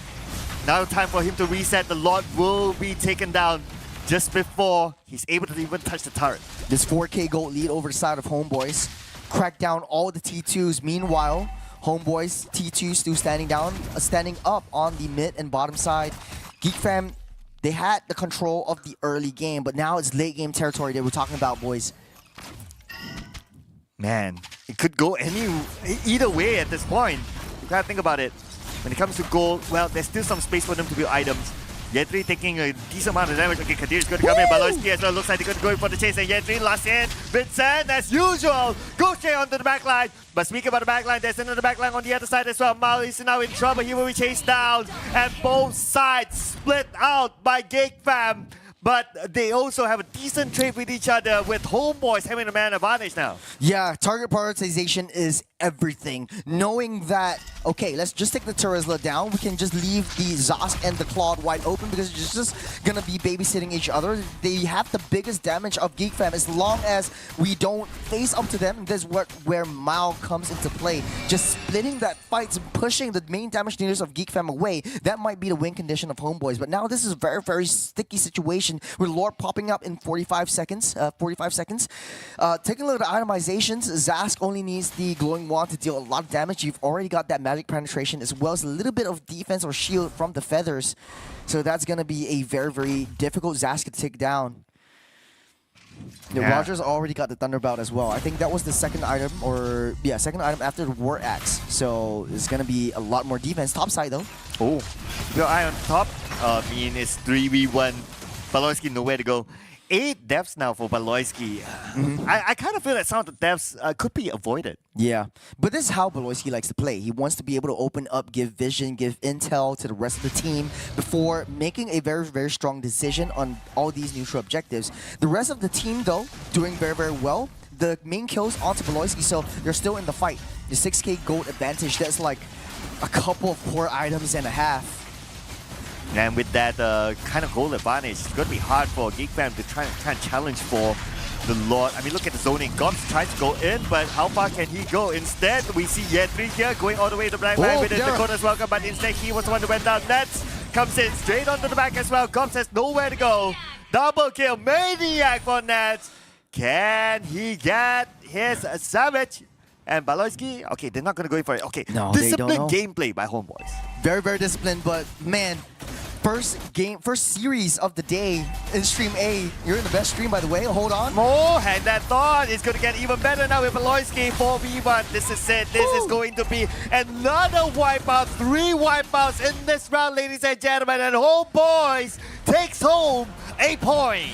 The Homeboys just showing us who's boss. Don't count them out just yet. They're a new team, but with an experience of maybe 10 years. Man, they played a heck of a game this time around. They know their win conditions. They know how Baloyski likes to move around. It's 1-1. I know Gideon is wrong right now. He was like 2-1, 2-0. He's 2-0. He was 2-0, yeah. Homeboys. Oh, but man, okay, we're still in the fray. We're still in the fray. We're in it. Yep. We're in it. We're in it. Gideon, we're gonna bring Gideon back and let's hear his thoughts on how this game went. Hey, honestly, I thought this game, it was looking a bit like an overheat from Geek Fam specifically. Like, man, it was not exactly the way that not exactly the way that I thought it was supposed to be, but at the very least, it worked out quite nicely for the Homeboys overall. For me personally, at least. Yeah, it does look like Homeboys had a little bit of monster in them because They're unleashing the beast. Oh, I get it. Yeah, they unleashed the beast, and the beast this time was. Yeah, Vincent still looked like the beast, if you ask me. But For Geek Fam though, but the entirety of Homeboys was looking so good. Yes, I don't know where the damage was coming from, but Ye3 was suffering so much damage, but they know how to layer in those team fights. Detna's welcome into the Hoktua, into the final slash, and they know how to leverage on their setups, and that's how the key to success for Homeboys. They just need to do it one more time to win this game. I think it's tough, right? I do think there was a little bit of an overheat coming in from Geek Fam's side. I think they did underestimate Homeboys a little bit here, especially Nets, because he was getting away with basically everything, right? It was a 3-level lead against Kandera at one point in the game, and Kandera eventually did not have the relevance or the raw damage to actually pull through some of these like free picks that Geek Fam got mid to late stages of the game. But let's have a quick look at the item list here from both sides. Anything that stands out to you boys? It was the Thunderbelt coming in from Mao. He knows that Thunderbelt is going to get him a lot more tanky in late game, and their draft is just shouting late game to them. So they just want to build up that defense, get Mao to get in position, get a nice final slash. He found a couple of nice final slashes in the mid to late game session, which caused the turnaround for Homeboys.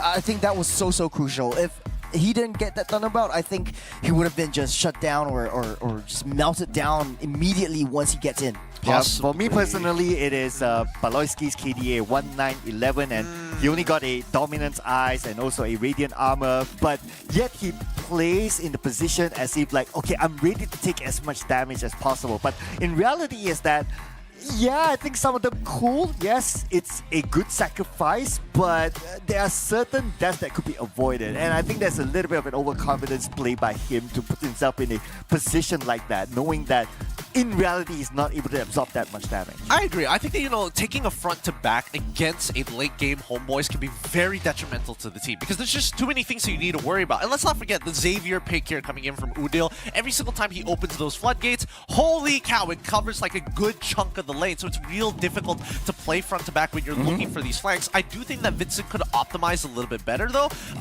Instead of going for like Thunderbelt this time around, considering his lead and his 78% kill participation, he might as well just take in the Sky Piercer so that he's a legitimate threat. Every single time he shows up on the map, everybody from the side of Homeboys has to turn their heads around rather than let's peel back a little bit, wait for that right moment, and then you go for the Daytona's welcome or Nets, just knock him away. Yeah, like the old adage goes, you can't make some omelet without cracking some eggs. Exactly. You should take that chance. You should take that risk. And I was saying that since game one. Vincent has been so instrumental in the early game. Taking a look at the damage that all of these guys have dealt, it was the majority of them going to a boy, going to Vincent, especially in the early game where you have a lot of these like nice little baits coming in from big baby Beloy just crying away, but the rest of the parents of the Geek Firm, they're coming in, they're just wiping everyone out. So riding on that momentum is very crucial for Vincent, and Sky Piercer would have been a very nice item for him. Yeah, and let's look at the golden EXP graft here, because again, honestly, compared to game number one,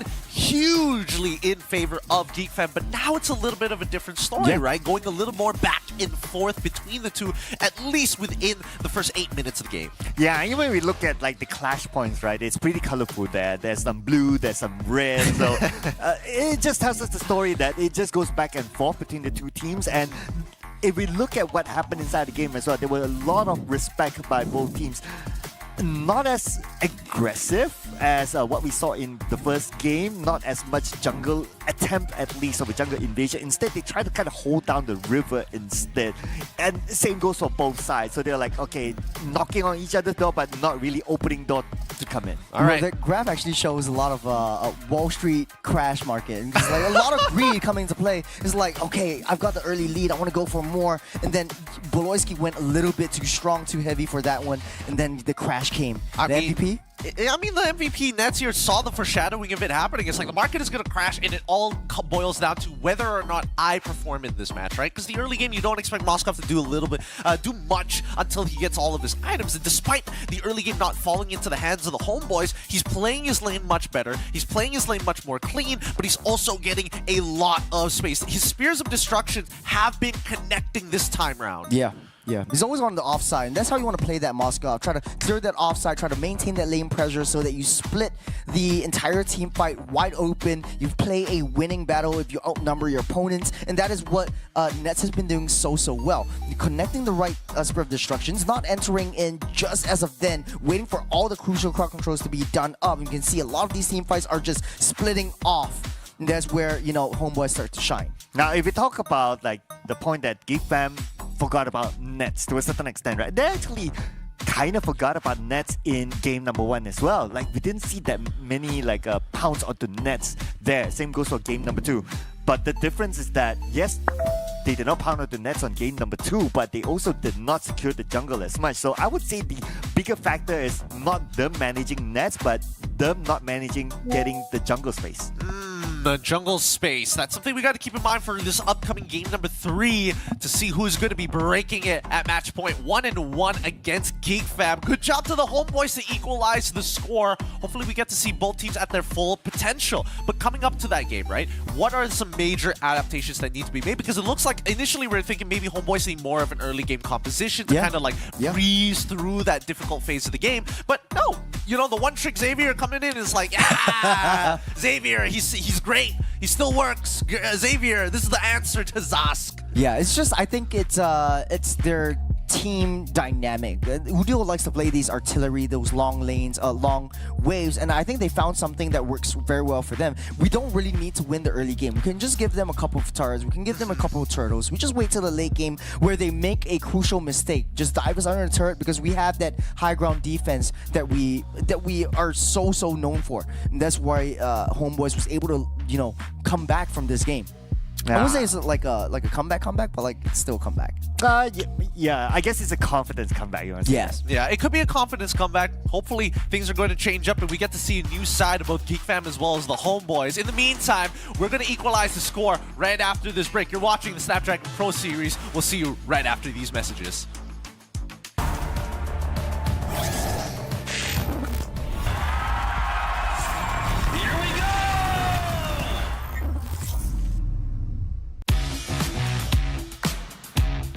Hai guys, nama gua Udil, gua mid laner untuk Homeboys esports. Romer, namanya Mal, dia player veteran, dia bermain dari season 5 dan cukup punya banyak pengalaman.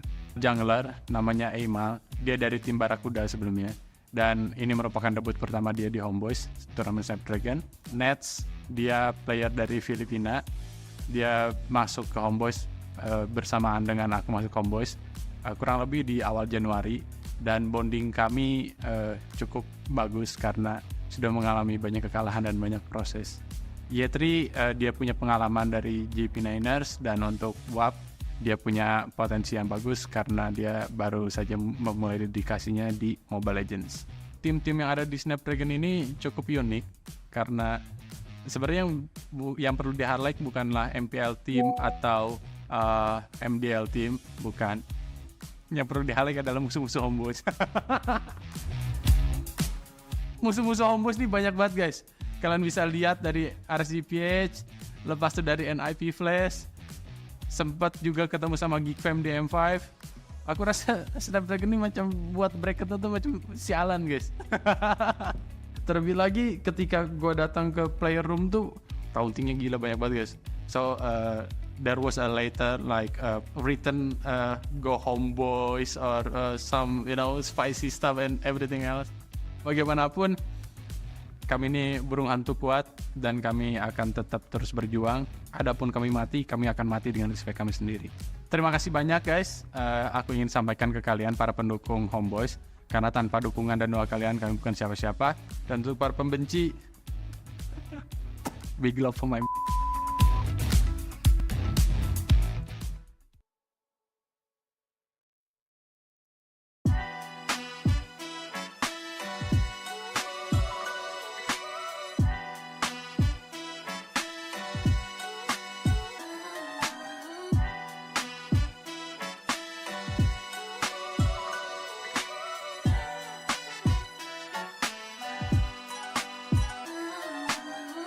been down before.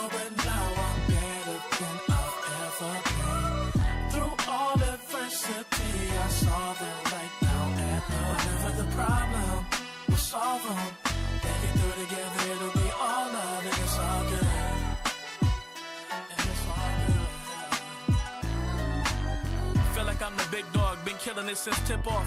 Come with it or stay home, the people gon' feel ripped off. It's only major leaguers in the office. If you giving half of an effort around the rest of us, you'll make it awkward. I'm about that action, not the one you talk with. You better hope I'm not the one your coach gon' have you out here really guarding. It took a lot for me to get here, but I have arrived. I really made it and the haters be looking surprised. Been down before, but now I'm better than I've ever been. Through all adversity, I saw the light down at the whatever the problem, we'll solve them. Make it through together, it'll be all love, and it's all good. Yeah. Okay. They say pressure makes diamonds. That's what I align with, cause the journey I've been climbing is riddled with perfect timing. I'm in a different mode when I be trying to get it. To even get a chance to compete is a form of winning. I mean, what's the point of playing if we ain't striving for greatness? I feel a sense of pride with every play that I'm making. To the top of the world when I came for the basement. Boy, I'm the one and not the two, so don't get it mistaken.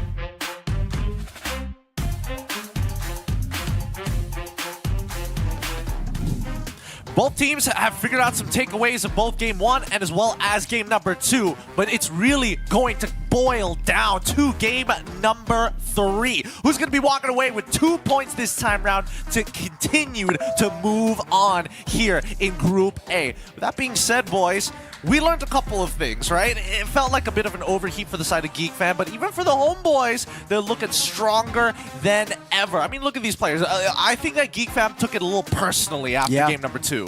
As they should. As they should. Yeah, I wonder if it's like the whole Udil connection. You know, he's the spicy boy in Indonesia, so this is like that chance to like try to take it to him. And if that's going to be the case, I'd like to tell Geek Fam, it's like, guys, it's not only Udil esports here. It is homeboys. Okay, wait. I have to ask. Did Geek Fam may have, I'm not gonna say underestimate, but like misread the tempo of the homeboys because of game one? I would say yes. Yes, they were way too overconfident with a lot of these kills, but I mean, rightly so, because Vincent got a very, very good early start. He's starting to snowball. He wants to go for all these kills, but it's just Baloyski was putting himself out there. I think it was just a misconnect from the team when Baloyski getting killed, getting zoned out, or singled out, is where Vincent is a little bit too far, waited a little bit too long for him to come in. Yeah, and also I wanted to point out that earlier on Baloyski, a little bit off position again, but at the same time, Vincent, this guy had been carrying the team. 2 games in a row, he has been pretty consistent by himself, going onto the back line, and by him getting the Roger again. At the back of my mind, I'm wondering, they should have like give the Roger a respect back. I don't know. Maybe this is the Canary. He's like, I'm tired of losing my lane. It's time to dominate this time with the big guns in wolf form. You know what I'm saying? Yeah, I mean, it could still be very, very well flexed, but I'm very, very... Oh, it's Udil! Oh. In the Zosk now, instead of a boy. So that's gonna be very, very new here. I bet he's so sick of it, though. Yeah, yeah. I guess he's sick of it. He's just gonna be like, okay, I'm not gonna give it to you anymore. Let's see how you deal with my Zosk. And it kind of works out very well for him. He's known as a artillery mage picker or pilot. So a lot of nice long-range artillery. Zosk is no different. He's got a lot of nightmaric spawns he can set up all over the map. So zone control is definitely the name of the game. But that being said, though, very, very similar picks from Homeboys. Picking up the Moskov yet again, the Alpha again. So it looks like they don't want to change a lot from the jungle in the gold lane. Yeah, I'm looking at the potential, maybe a Novaria to try to match up with the Zaz, since the Novaria can keep a distance away. And also can pretty much clear up the lanes pretty fast for him to make that rotation that he needs. So I think that will be a pretty decent pick. I mean, there's also the interaction of like spawning the Nightmaric spawn in front of the projectile so that it actually takes the hit initially, right? So there is counterplay for both sides. So now that we look at the first phase already completed, we got the Tigreal, we got the Ruby as well as the Roger. I think that Geek Fam, they're probably not going to divert too far away from their drafting plans. Prior to this, they're going to get rid of the Turisla. I wouldn't be too surprised if they also banned out the Minotaur as well. I do like the Tigreal pick again, though. I mean, the Tigreal, it's not about the Tigreal per se, but because of the pilot. How he can smartly navigate through the backline, and Tigreal is naturally even more tankier than the Edith, so he's able to do that. So I'll be wary for the Tigreal's push and implosion combo. Yeah, they're just gonna throw that out of the way because they're gonna ban out the Barats. But I don't think the Barats was a huge problem for a Geek Fam, though. They have a lot of crowd control in this game, so I think they kind of want to go for a backline artillery, backline heavy damage dealer in terms of that gold side. They could very well play the Roger in the gold lane, but then again, you need someone with a little bit more fast rotation. Geek Fam thrives on this tempo, and I think they really want to build that up. So last ban over the side of Homeboys. You got the gold lane open. You could ban out the carry. This would open up a lot of opportunities for setups for you. Valentina would be a very good ban as well. It looks like they're targeting down on the mid lane this time round, and I think that it's a decent idea, but the fact that they're banning Valentina does kind of give us a sense of, hey, we want to go for the Minotaur, we want to have like these big ultimates to play with during our team fights. Yeah. Or even the Faramis. We could... No, Faramis couldn't happen. Unless, you know, Mal takes the Faramis into the roam. We've seen that a couple times before, but this is a very, very long time before. The Lloyd will get picked up. Oh, man, the Wombo combo. Unga Bunga from Geek Fam. I'm loving this so much. I mean, yin reactions all the way. Yeah, if you kind of think about it, there's so much of mobility for the side of Geek Fam. Okay, you have the Loyi, and then mobility in terms of able to just walk into someone's house. You have the Ruby, you can do that. You have the... You're going to see even the Grok. Yeah. You're going to see a lot of new heroes here. Okay, so I think Grok EXP makes sense, and then Carmilla roam, because then you have a lot more... No, but oh man, wait a second. Yep. Carmilla EXP or Grok EXP? I'm feeling like it's going to be more of a Grok EXP. It could be a Carmilla EXP for all we know. It's tough to say, but let's let Geek Fam kind of predetermine their last pick. Because generally we know that Homeboys, they're going to team fight, and if that Cursed Blood attaches at least, I would say, more than 2 people. It's got to get more value than 2. Anything above 2 is definitely profit, cash money. But Geek Fam, they're also careful about this, right? The time. Yeah, the time.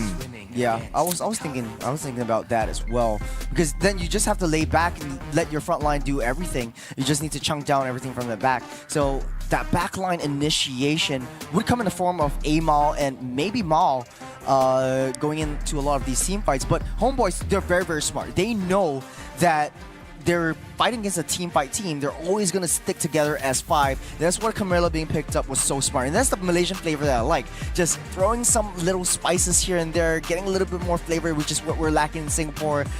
Looking really, really good. Hey man, I don't know about you, but Geek Fam, they've got back shots of their own, right? Kadera's going to be sitting all the way in the back, hopefully, to make things happen. But summarize the compositions as we're going to make our way into the land of Dawn, boys. Take it away. Well, I really love Geek Fam, the fact that they have the Tigreal, the fact that they have the Roger. It gives them a lot of opportunity to invade into the jungle of Homeboys, and they did that really well in Game 1.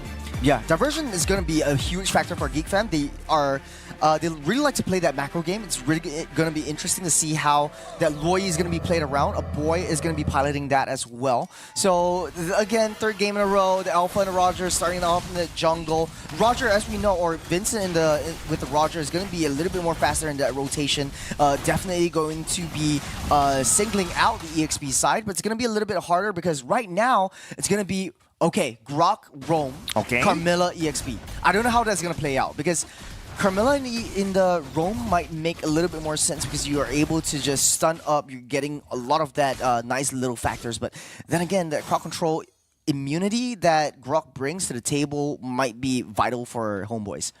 And you're also a little bit more tankier with the Grok, right? Especially at the early game. And that's what you want to have at the EXP. You want somebody who's able to sustain at that stage. But I guess the idea here is a little bit different. The fact that we saw Ye3 go straight onto the backline, clears off the minion wave quickly, just so that he does not need to deal with the 1v1 against Gobs. Oh, Mal singling out Vincent. He's in a spot bottom. There's a 3-on-1. He's able to just jump out of there, but he's going to lose that lizard.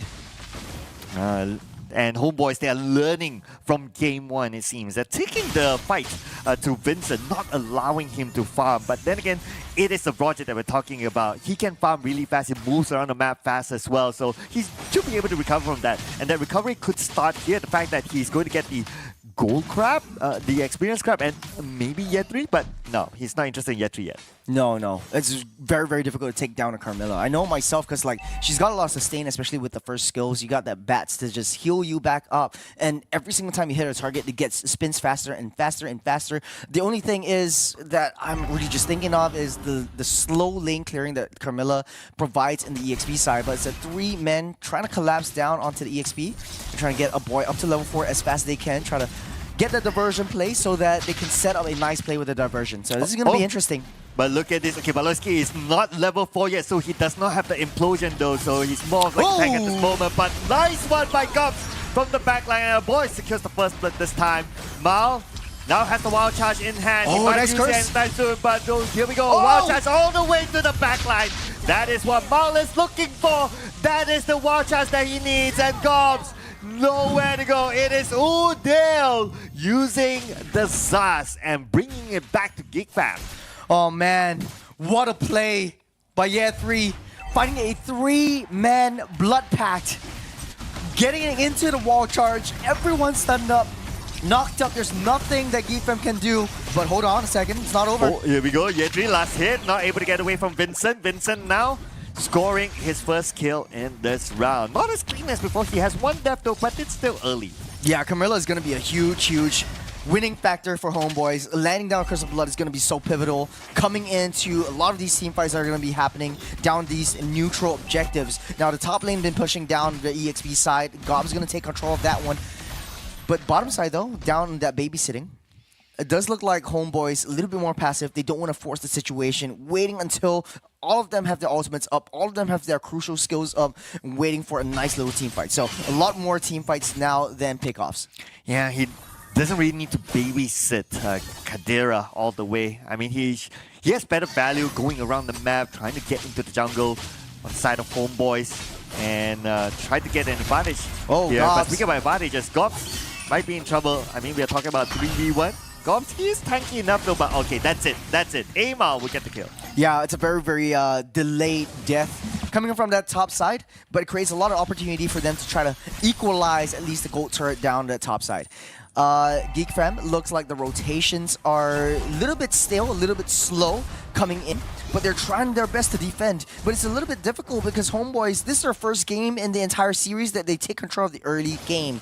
And they do have that late game priority as well in the form of the Moskov and the Zask. So GeekFam really has to try to find a way to control the mid side. Zaz has been free roaming as and when. We haven't seen a diversion play from a boy, so this is going to be really interesting. Yeah, but we might see a play here by GeekFam though on top. But then again, it's not going to be that easy to take down Ye3, so he just needs to walk away. But that's not going to be an objective for GeekFam for now because all they need to do is to try to zone out the members of Homeboys since the turtle is going to come up. Yeah, it's going to be a 4-on-4. You got Grok marching his way down on that turtle. Baloyski does have the flicker and the ultimate. Waiting for a right time opportunity. Yep, turtle is pretty low right now. Who will finally get it? It's going to be Vincent! stealing the turtle away. And now Vincent needs to try to get away to safety. Last stick of help for Vincent. Udil will try to go in for it, but it's going to be Mao with the wild charge onto the back line to make sure they get the second kill. Oh, Zosk is so annoying. There's nothing that Vincent could do to run away. He goes in for the kill, gets blood packed down to Infinity and Yama. Hold on. Oh, wait a second. Backup is here, but they're not going to pursue any further. Their skills are probably still on cooldown, that's why. The Homeboys very disciplined in this game. Game number 3, and Homeboys really finding their rhythm going into this one. And they're not taking all these kills. They don't want to overextend because they learned from the early game down in game 1 and 2.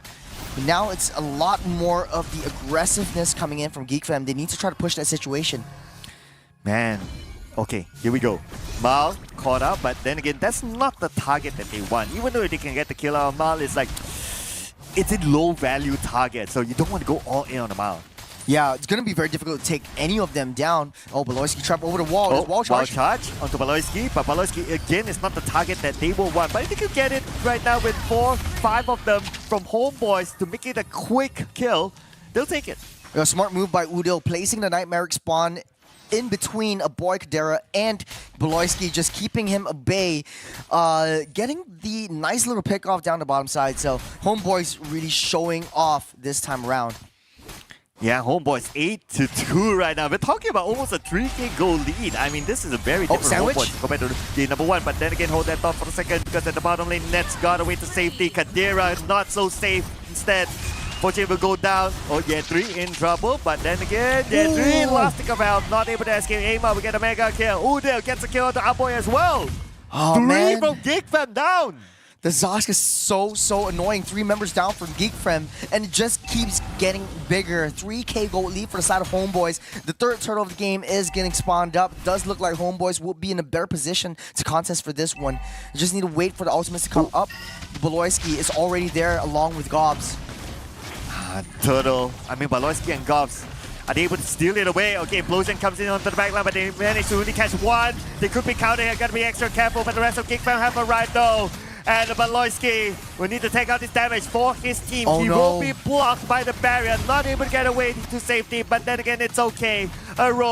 His role is also to allow his other teammates to run. Where are you going? Where are you going? It's the question that Homeboys is constantly asking Baloyski. Not having a good time. 0-4-2 on this Tigreal. He's trying his best, his very best. I know that he wants to go for an implosion play, but the follow-up from GeekFam is just too slow. And Homeboys is slowly but surely just increasing the economy lead. Ah, man, 5K gold lead for Homeboys. Udil is scaling up so much now that it's almost impossible for a boy and Kadera to come into the battle. The way that he uses his Nightmare Spawn to zone the rest of the members out before they go is just so crucial for Homeboys' success in team fights. Yeah, and the earlier implosion only caught 1, so not the best of implosions. Maybe the right timing, maybe not. Man, it's kind of arguable there. Oh, this is interesting. Yeah. Okay, so GeekFam, they know that, okay, let's not fight any of these team fights. Let's try to go for that split push, which is basically Homeboys just forgot about macro play. GeekFam's trying to go for that macro. And with Homeboys getting control of the jungle at the bottom, this feels like a deja vu of game number 1 where GeekFam had the same sort of situation as before. So Homeboys having this kind of control, I mean, it does look good for them. Yep. We've seen this time and time again. GeekFam just constantly bashing down and chipping down on the side lanes. So Homeboys not really responding as of now. They want to try to force a lot of these team fights. Okay, going for the split macro. Kadera trying to use himself as bait. Okay. Baloyski goes in. But not the target that they want though. A little bit of a... I'm sure GeekFam must be kind of disappointed that it's Ma that showed up instead of anyone else. Yeah, a little bit more impatient. I think if Baloyski was able to just wait just 1 more second for him to come back in, wasting his first skill and that standing by that wall, that passive, he was able to just push him in. But, man, just unfortunate because GeekFam is everything down from that macro play to the T. And taking a little itemizations, that's War Axe and Thunderbolt yet again from Vincent. And now I do agree with his build because he's not ahead. He is suffering 1-3-1. He's not having a good time down these neutral objectives. It's very, very difficult for them to find a really nice setup coming in from onto Homeboys. And so he wants to go a little bit more defensive. But then again, how long can you wait? Because Homeboys are just slowly but surely scaling. And they will secure the next lot for sure. Unchallenged, but maybe GeekFam might want to try to get something out of this. But Loisky returns back to safety, but straight up onto the back line. It's going to be Vincent with the shutdown. And looks like Nets will get gobs. Vincent gets yet 3. Double kill for Vincent. And Vincent again and again and again. This guy, he's just carrying GeekFam. It's just a really front to back. It doesn't get any scrappier than this. Homeboys and GeekFam just have building a wall in front of them and just fighting alongside that wall. It does look like Ye3 made a very, very nice blood pact onto 4 members, but the follow-up, the damage just wasn't there. I don't know why, but GeekFam was just sustaining their way all through everything. Even though Udil was able to just do that damage, get out safe, it just wasn't enough.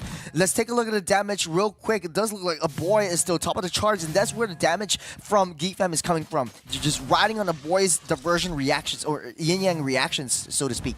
Okay, it's not over yet for GeekFam though, but here we go. Ma with the ball charge onto Baloyski, but that's not the target that they want, but still Nuts! Wow! Where did that come from? Nuts still able to get the kill onto Baloyski, and now without Baloyski as their main forefront guy to make the initiation, no implosion. This is go time for Homeboys. The SOD actually deals a lot of damage coming from Nets, so slowly but surely the itemization's building up, and that's where I want to see. Radiant Armor already built up by Amal as we speak, but Kadera, that's his power spike, Holy Crystal.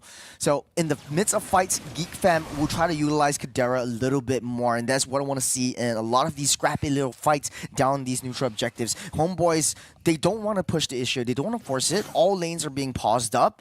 GeekFam needs to be able to walk themselves out of that base into an area that they're not comfortable with, but Homeboys, they like to see that. Look at this.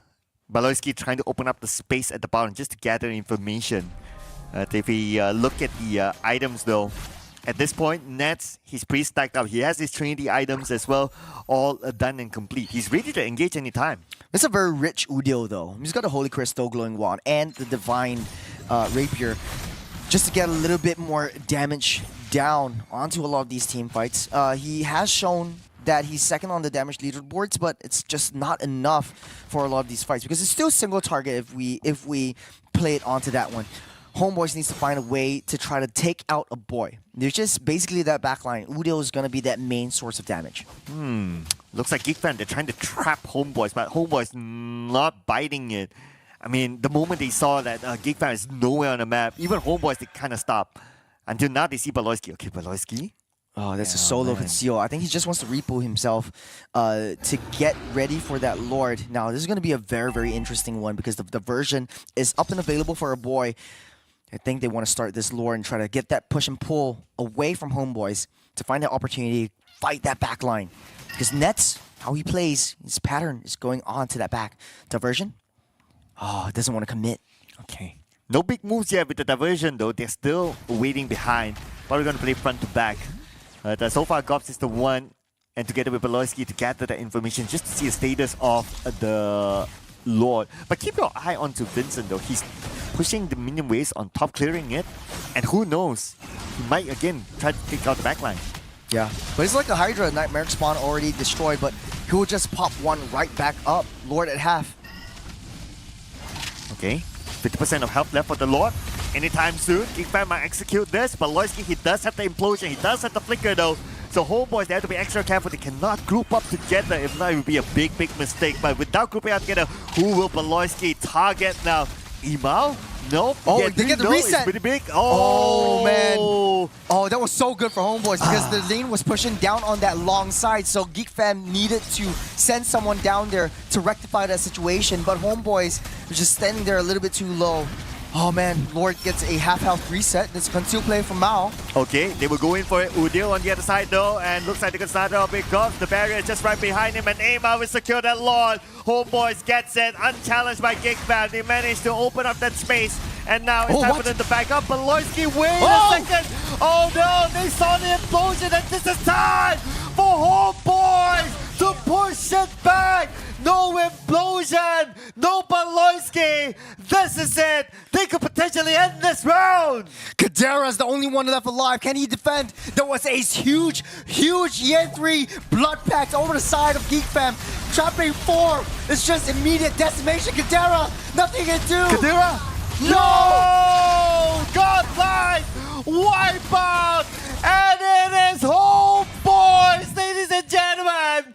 The new rebranded lineup with 3 new players doing it against Geek Fam Indonesia! Everyone counted them out, but they're like, no, I don't conform to whatever you're saying. I'm gonna write my own history. They take down Geek Fam 2-1. Man, that was a very big win for Homeboys. The rest of the games they're gonna be playing today is gonna be an easy ride. Let's bring back Gideon onto the desk to see what his opinions are on this game. Hey man, looks like the tides of destinies are changing in favor of Homeboys this time. I mean, our one-trick pony, Mr. Udil, decided, hey, this time I'm sick of the Zas. I'll show you how it's really done. Yeah, he really showed how to play Zaz. The way that he uses that Nightmaric spawn to the best of his abilities, just to zone the damage dealers out of the way to trap Baloyski, and they know that Baloyski is one of the links that they need to break before going into the fights. Well, with that being said, we're going to be throwing it over to our winner's interview here with Rose. Rose, please take it away. Congratulations. Ooh, honestly, watching that game 1, I was very nervous. I'm like, do they have this in the bag? But yes, they did. So first, how are you feeling securing your first win in Snapdragon Pro Series against Geek Fam ID? Feeling good and grateful. Okay, just now they were saying that they think they will win this. Geek Fam, Baloyski. So in the pre-show interview, they said that they felt like they would get this in the bag because they think that their new lineup is stronger than Homeboys because you guys, got in 3 new players. Let's talk about the 3 new players. How did you guys manage to build the connection in such a short period of time? Aku rasa sebab coach dan aku rasa yang paling besar adalah their hard work. Since they put dedication, put their masa di training, dorang sacrifice banyak hal. So shout out untuk para teammatesku, kalian. Alright, okay, so Udil said that he wants to give credits to their coach and as well as to their new team or to their new 3 players in the team because they put in a lot of time and they sacrificed a lot in order to make this work because when they got back from MSC, this is a completely new roster from their roster in MSC and I gotta give it to you guys. Okay, question. I know you're not the coach, but why Carmilla XP? That's very different. I was expecting a Grok XP because that's what we usually see in MPLMY. So why the Carmilla? The idea comes from Ye3. So shout out to him because itu pemikiran-pemikiran yang mestinya datang dari experience. Jadi ya kalau sekarang nak tanya lebih lanjut, tanya aja dengan Ye3. I see. Okay, so he said that this idea actually came from Ye3 himself. So was he like, Coach, give me Carmilla XP, I'm gonna make it work, that kind of thing? If I'm not mistaken, yeah. Wow, okay. I actually really like that. Now, speaking about your new coach, before we throw it over back to the casters, I just want to ask, how is it like with your new head coach? How is he drafting like? Is it good? Are you comfortable with the heroes he's giving you? Tengok muka saya, guys. Muka saya mengatakan segalanya. Yeah, I'm so happy and grateful. He said that the answers lies within his face. He is happy. He is grateful that the coach is giving him a lot of his comfy picks. And with that, let's show it back to the casters to dissect what happened in this best of 3 series. Casters, take it away. Thanks, Rose. Thanks, Udil, our MVP of the match. Look at him, playing on the Zosk. 2 games playing against the Zosk on a Xavier, and he's like, nah, no more. None of this nonsense. I'll show you how to truly play Zosk. Oh, yeah. Man. I mean, if you... okay, the last moment, I really want to point this out, right? Yeah, cool, Udil, throughout the entire game, we saw no deaths onto him, but that last moment, Baloyski actually fumbled it with the implosion. He caught no one there, and Homeboy just took advantage of it, running down the entire Geek Fam and just ending the game. Yeah, it was just a very, very crucial blood pack. And the fact that Ye3 was actually the mastermind behind the Carmilla EXP was just... I'm just really, really grateful that they came up with this interesting new lineup, because it effectively turns all these single target damage heroes like the Zask that Udo is just playing and showing us how to play into a AoE heavy hitting damage hero. It's just really, really impressive. Yeah, I think on a micro level as well, against someone like a Ruby, you know that the lane is pretty much going to get sandbagged, so That's it's like, right. I'll give you lane prio, I'll let my team do the rest, especially since Mal is on that Grok, he can fight for that vision, and more importantly, Ye3, if he comes in late, he's got Udil on Zas to slow things down, and that's when he shows up and it's like, it's time. How many people can I catch in the net? Dude, this is I believe that moment, right? Yes, this was that moment that we can see on screen. Baloyski just fumbled the retry, and you see the reaction from the players. The moment they saw the implosion, that's it. Yeah, it's just effectively turning an Alpha's passive, like adding true damage from one hero into every hero, and you have additional 50% damage, split damage amongst every single one. So Homeboys, once they land, or they're banking a little bit too much on the blood pact, but you know, it worked out in their favor. You can't make an omelet without breaking a few eggs. Homeboys really showed us that they broke more than just a few eggs. True, They're breaking the ostrich egg. Yeah, they're breaking the ostrich egg, man, and it's really difficult for Geek Fam to play, and I think, you know, this adjustment in the draft with Mao on that Grok, let's omit Carmilla for now. The fact that Mao playing this Grok, allowing to open up vision, but most importantly, doesn't allow himself to get punished by Baloyski. Anti-CC is such a powerful tool, especially when you're dealing with both Gobs on the Ruby, looking for that one sick I'm offended, and the same can be said about Baloyski with the implosion. Right, you have two university teachers here, instructors here. So I'm going to go the psychology of things, right? Looking at the stats here. All right, Look at this, right? Okay, Baloyski 063. And in the previous game when he played Edith, it wasn't the best of stats as well when it comes to KDA. So it could have affected him from that previous round, brought to this round, even though he got his comfort pick again, which is a Tigreal, but he never truly recovered from maybe the scars of the Edith game. Ooh, I suppose maybe the scars of the Edith game was probably still lingering, but at the same time, it's not like he had an optimal pick on the Homeboy side. Like, who do you really catch other than Nets? And even Nets himself has like counterplay towards him. Yeah, I mean, there was a couple of attempts, crucial attempts down the gold side, but they just couldn't convert him into a kill. He just knows the game too much. He knows the how Geek Fam is going to be rotating about. Once you see Baloyski, best be sure he's going to be in your face. In the second, you're in the air. So that's how Nets was playing in the entirety of that game. Very, very passive. Just waiting for that late game or even the mid-game power spike where Camilla really comes into the battle. It was a very, very risky move, I must say, because they opened up the long lane for a lot of these team fights, waiting for Vincent just chunk down on the T1s and T2s, but they weren't affected because they know it's all part of the plan. Yeah, and I find Ye3 on the XP lane, I knew we went like, what? Really? Couldn't admit the grab, but the theory for the XP lane is that you're able to sustain on your own, and also you're able to pull ideally some heroes to you, and yet you still survive. And when we look at the damage taken by Ye3 in this round, he managed to do just that. Yeah, no, I mean, we're looking at the graph here. By third minute, that one interaction already sent them skyrocketing in terms of EXP. And I think it's really difficult to actually pull back that lead, especially against an alpha nonetheless. They unlocked a lot of their heroes pretty early on, getting a decent amount of tier 1s off of that. And then by 10 minutes already, you can just see that, like, at this point in the game, it's pretty much done for unless Geek Fam finds a super play of their own to maybe bounce back from tempo. I was trying to think, where does the dip come from? I think that was that last fight where they lost 3 members and Geek Fam actually overturned the situation, just dipped all the way back, but they were still way up top, because as long as they come back, they fight a neutral objective, pull everyone in, once you land one very, very crucial blood pact, is all over. It's all over. It's all over every single time. I mean, these strong AoEs overall, I just like the pacing of their composition. You know, the composition has ways to kind of buy some extra time for the team, and honestly, Udil can, if he really wanted to buy time, could have walked up aggressively and then quickly hopped on in into the Dominator mode in the spawn. I think overall, the landscape is kind of changing at this point. I thought people might have cracked the meta already by MSC side, but we're still seeing some pretty cool and interesting picks. Yeah. Yeah.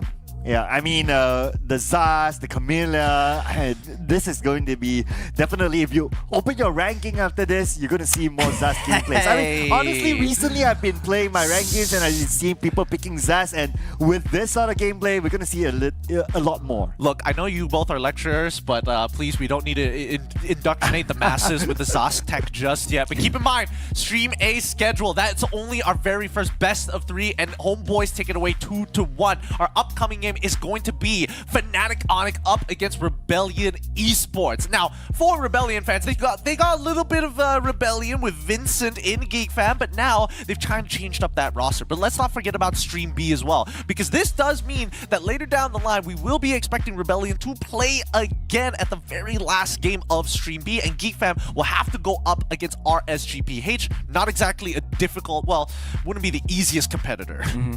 Yeah, I'm really looking at Yudu Red Giants. That game in Stream B looks really, really good. Hey man, we thought now we're Stream A. I gotta stay. Yeah, I mean, Stream A. Look at this. Stream A. Every other stream is a 2-0. We're a 2-1. Yeah, just saying. Right? Yeah, which stream has the best set? First, let's talk about Stream C, because again, they've got a lot of banger games on their side, right? They've got a lot of the heavy hitters, and some may say that they've got all the banger games of today, with the majority of them being the Group B powerhouses here. They've already concluded the very first one, but they still have 3 more before the end of the day. I mean, yes, our backdrop is the greatest of all time, naturally, but I was expecting to see today to be more of a, a quick stop. Maybe that might be the case for the upcoming games, but the fact that this went 2-1 does kind of set the tone that everybody has something new in their back pocket. Well, they may have banger games, but they don't have upsets. True. Just saying. True. I think we were just activating Caster Curse when we were like told for our predictions. Everyone was just choosing Geek Fam all the way, and Homeboys really showed us that they unleashed the beast. It was right here. Yeah, it was. 86% voted for Geek Fam in that match. So I'm just throwing it out there. You guys play a part of this as much as we do here. Now, for our upcoming match, it's going to be Fnatic Onyx up against Rebellion Esports. Keep that in mind, because boys, some thoughts on this, because as much as I want to say this is heavily in Fnatic Onyx, ballpark, this should be an easy sweep for them. After seeing that previous series, like, I don't know. Hands up in the air. Please, officer. Okay, I'll be the devil's advocate here, right? So, Fnatic Onyx, they're invited here. But for Rebellion, they fought their way here. Yeah. Yeah, they have slayed Goliaths to be here today. So, I'm sure we're going to see something interesting. I mean, if they're Goliaths or Evil's holy... I'm not sure. It's like the age-old question to, like, if you're at the top and whoever's at the bottom, who's hungrier for success more? There you go. But I have to say, though, this is where Fnatic Onyx is trying to prove themselves after MSC, because they had a really disappointing run in MSC. We don't want to let that slide, but that is something that you don't want to miss. Yeah, it's not something you want to miss. We'll talk about it a little bit more right after these messages. We're going to go on a short break. You're watching the Snapdragon Pro Series. We'll be back right after this.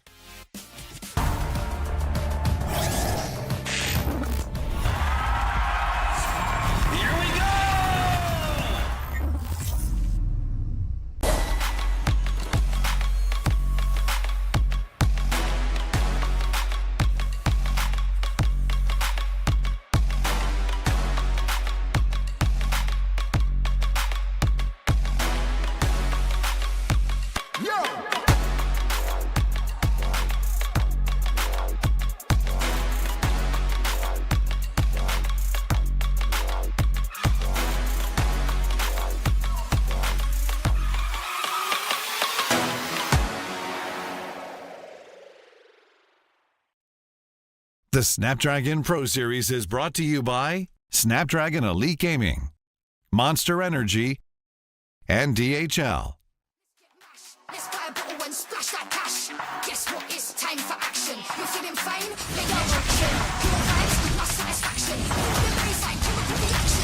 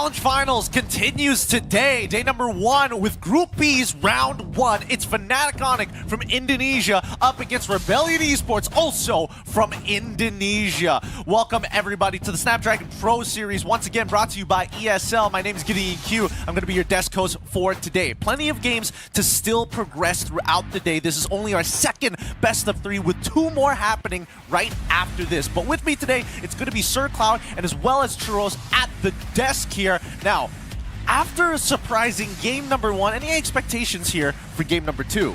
Or anything can happen. Yep, for me, this is David versus Goliath. I mean, David and Goliath, I want to put that story up, but after Fnoc's performance during MSC, where are we putting them for real, though? Well, I didn't say who's David and who's Goliath. Just say it. Oh! Just say it, right? Just say it. Yeah. I gotta say, though, I want to build on to that. Because after MSC, everyone was just, counting Onyx out. The prime time was over. Sky Kings, more like Sky Nothings. But, I don't know. Anything can happen. Fnatic Onyx had a tough time in MSC. They were maybe a little bit too overconfident, maybe going into the group stages. They didn't play at their best. Maybe they had some personal issues or something. We don't know. But not every day is a Sunday. But today is a Sunday. True. I do think that it's one of those situations where it's like, maybe it's just not their day during MSC. But for the most part of it, I'm curious to know. Hopefully, we get a little bit of information here. But with that being said, Zipper, let's throw it over to the interview video here. Let's have a talk with the teams. Nama saya Kars, saya dari tim Rebellion Esports. Di Rebellion Esports ada Swallow, role-nya mid lane dan playmaking lah, dia mainnya playmaking. Terus ada Audi, dia yang biasanya call in-game lah. Terus ada Rio sama Ether, jungler dari Rebellion Esports. Assassin-nya bagus banget. Sama ada Matt, goaltender dari Rebellion Esports. Kita ada ngelawan EVOS ya 2 kali dan menang karena top perform kita juga lah. Kita dapat 1 poin dari Liquid Echo, bisa menang karena emang kita juga balik lagi, kita lagi di top perform kita dan emang kita lagi dapat momentum gamenya aja. Pengen ketemu tim-tim yang juara aja sih, soalnya mereka juga kuat kan dan emang pasti seru sih ketemu mereka. Menurut aku tim yang rankingnya lumayan tinggi di MPL kalah karena banyak ngikut turnamen sebelum SPS dan bisa kebaca gameplay mereka dan juga nggak banyak berubah lah gameplay mereka. Sedangkan di SPS banyak lawan tim luar, mereka mungkin belum tahu gameplay sama hero power musuh lah. EVOS waktu M1 aku nonton mereka keren banget lah, bisa juara. Terus juga aku jadi pengen lah jadi pro player juga, soalnya aku juga suka kan main Mobile Legends. Harapan aku buat SPS ini yang paling pertama lolos grup stage dulu, soalnya banyak tim-tim yang kuat juga kan, jadi kalau udah bisa lolos juga udah bagus banget lah. Buat Rebels, dukung kita di SPS ini, semoga hasilnya baik dan kita bisa juara di SPS kali ini. Big words coming in from Kars himself from Rebellion Esports. And I have to admit, he's right. He is right on multiple different levels. The fact that they took a game off of a Liquid Echo at the time, the fact that they beat EVOS Holy, they were at their top performance. And the real question is whether or not they can maintain their top performance. Now that they had a little bit of shuffle up, they have 2 additional new players added to the roster. It's Matt and as well as Aether. I mean, we know Matt at the very least, but Aether coming in from their MDL squad. Yeah, and I like the point where he mentioned about that, other teams play a lot of tournaments before the SPS, but they don't really. So the data points are less on their side. Yeah, it is a little bit less. But hey, without any introduction here, let's have a quick word with Audi TZ with the help of Kolios. Please, take it away. And now I'm on the Rebellion's battle station with the Rebels itself. Now, Audi TZ, can you tell me the stories? Because your team is changing 2 main roster, right? For the gold laner and jungler. What is the team condition right now? Maybe I will say lebih baik. Better. Yes. Ketimbang tim sebelumnya. Why? Can you explain to us why is it better? God lane nggak cuma bisa Moskov soalnya. Oh, the God lane can just use Moskov. But Audi, you're gonna face the winner from the last SPS, Fnatic Onyx. Is there anything you want to say to them? Kali ini bakal menang sih kita. This time, they will win the game. Okay, last time Audi, do you have any message that you want to send to the Rebellions at home right now? Tetap dukung kami dan ya doain aja lah kami menang. Okay, best of luck for you guys, and we're gonna go back to the casters. Take it away.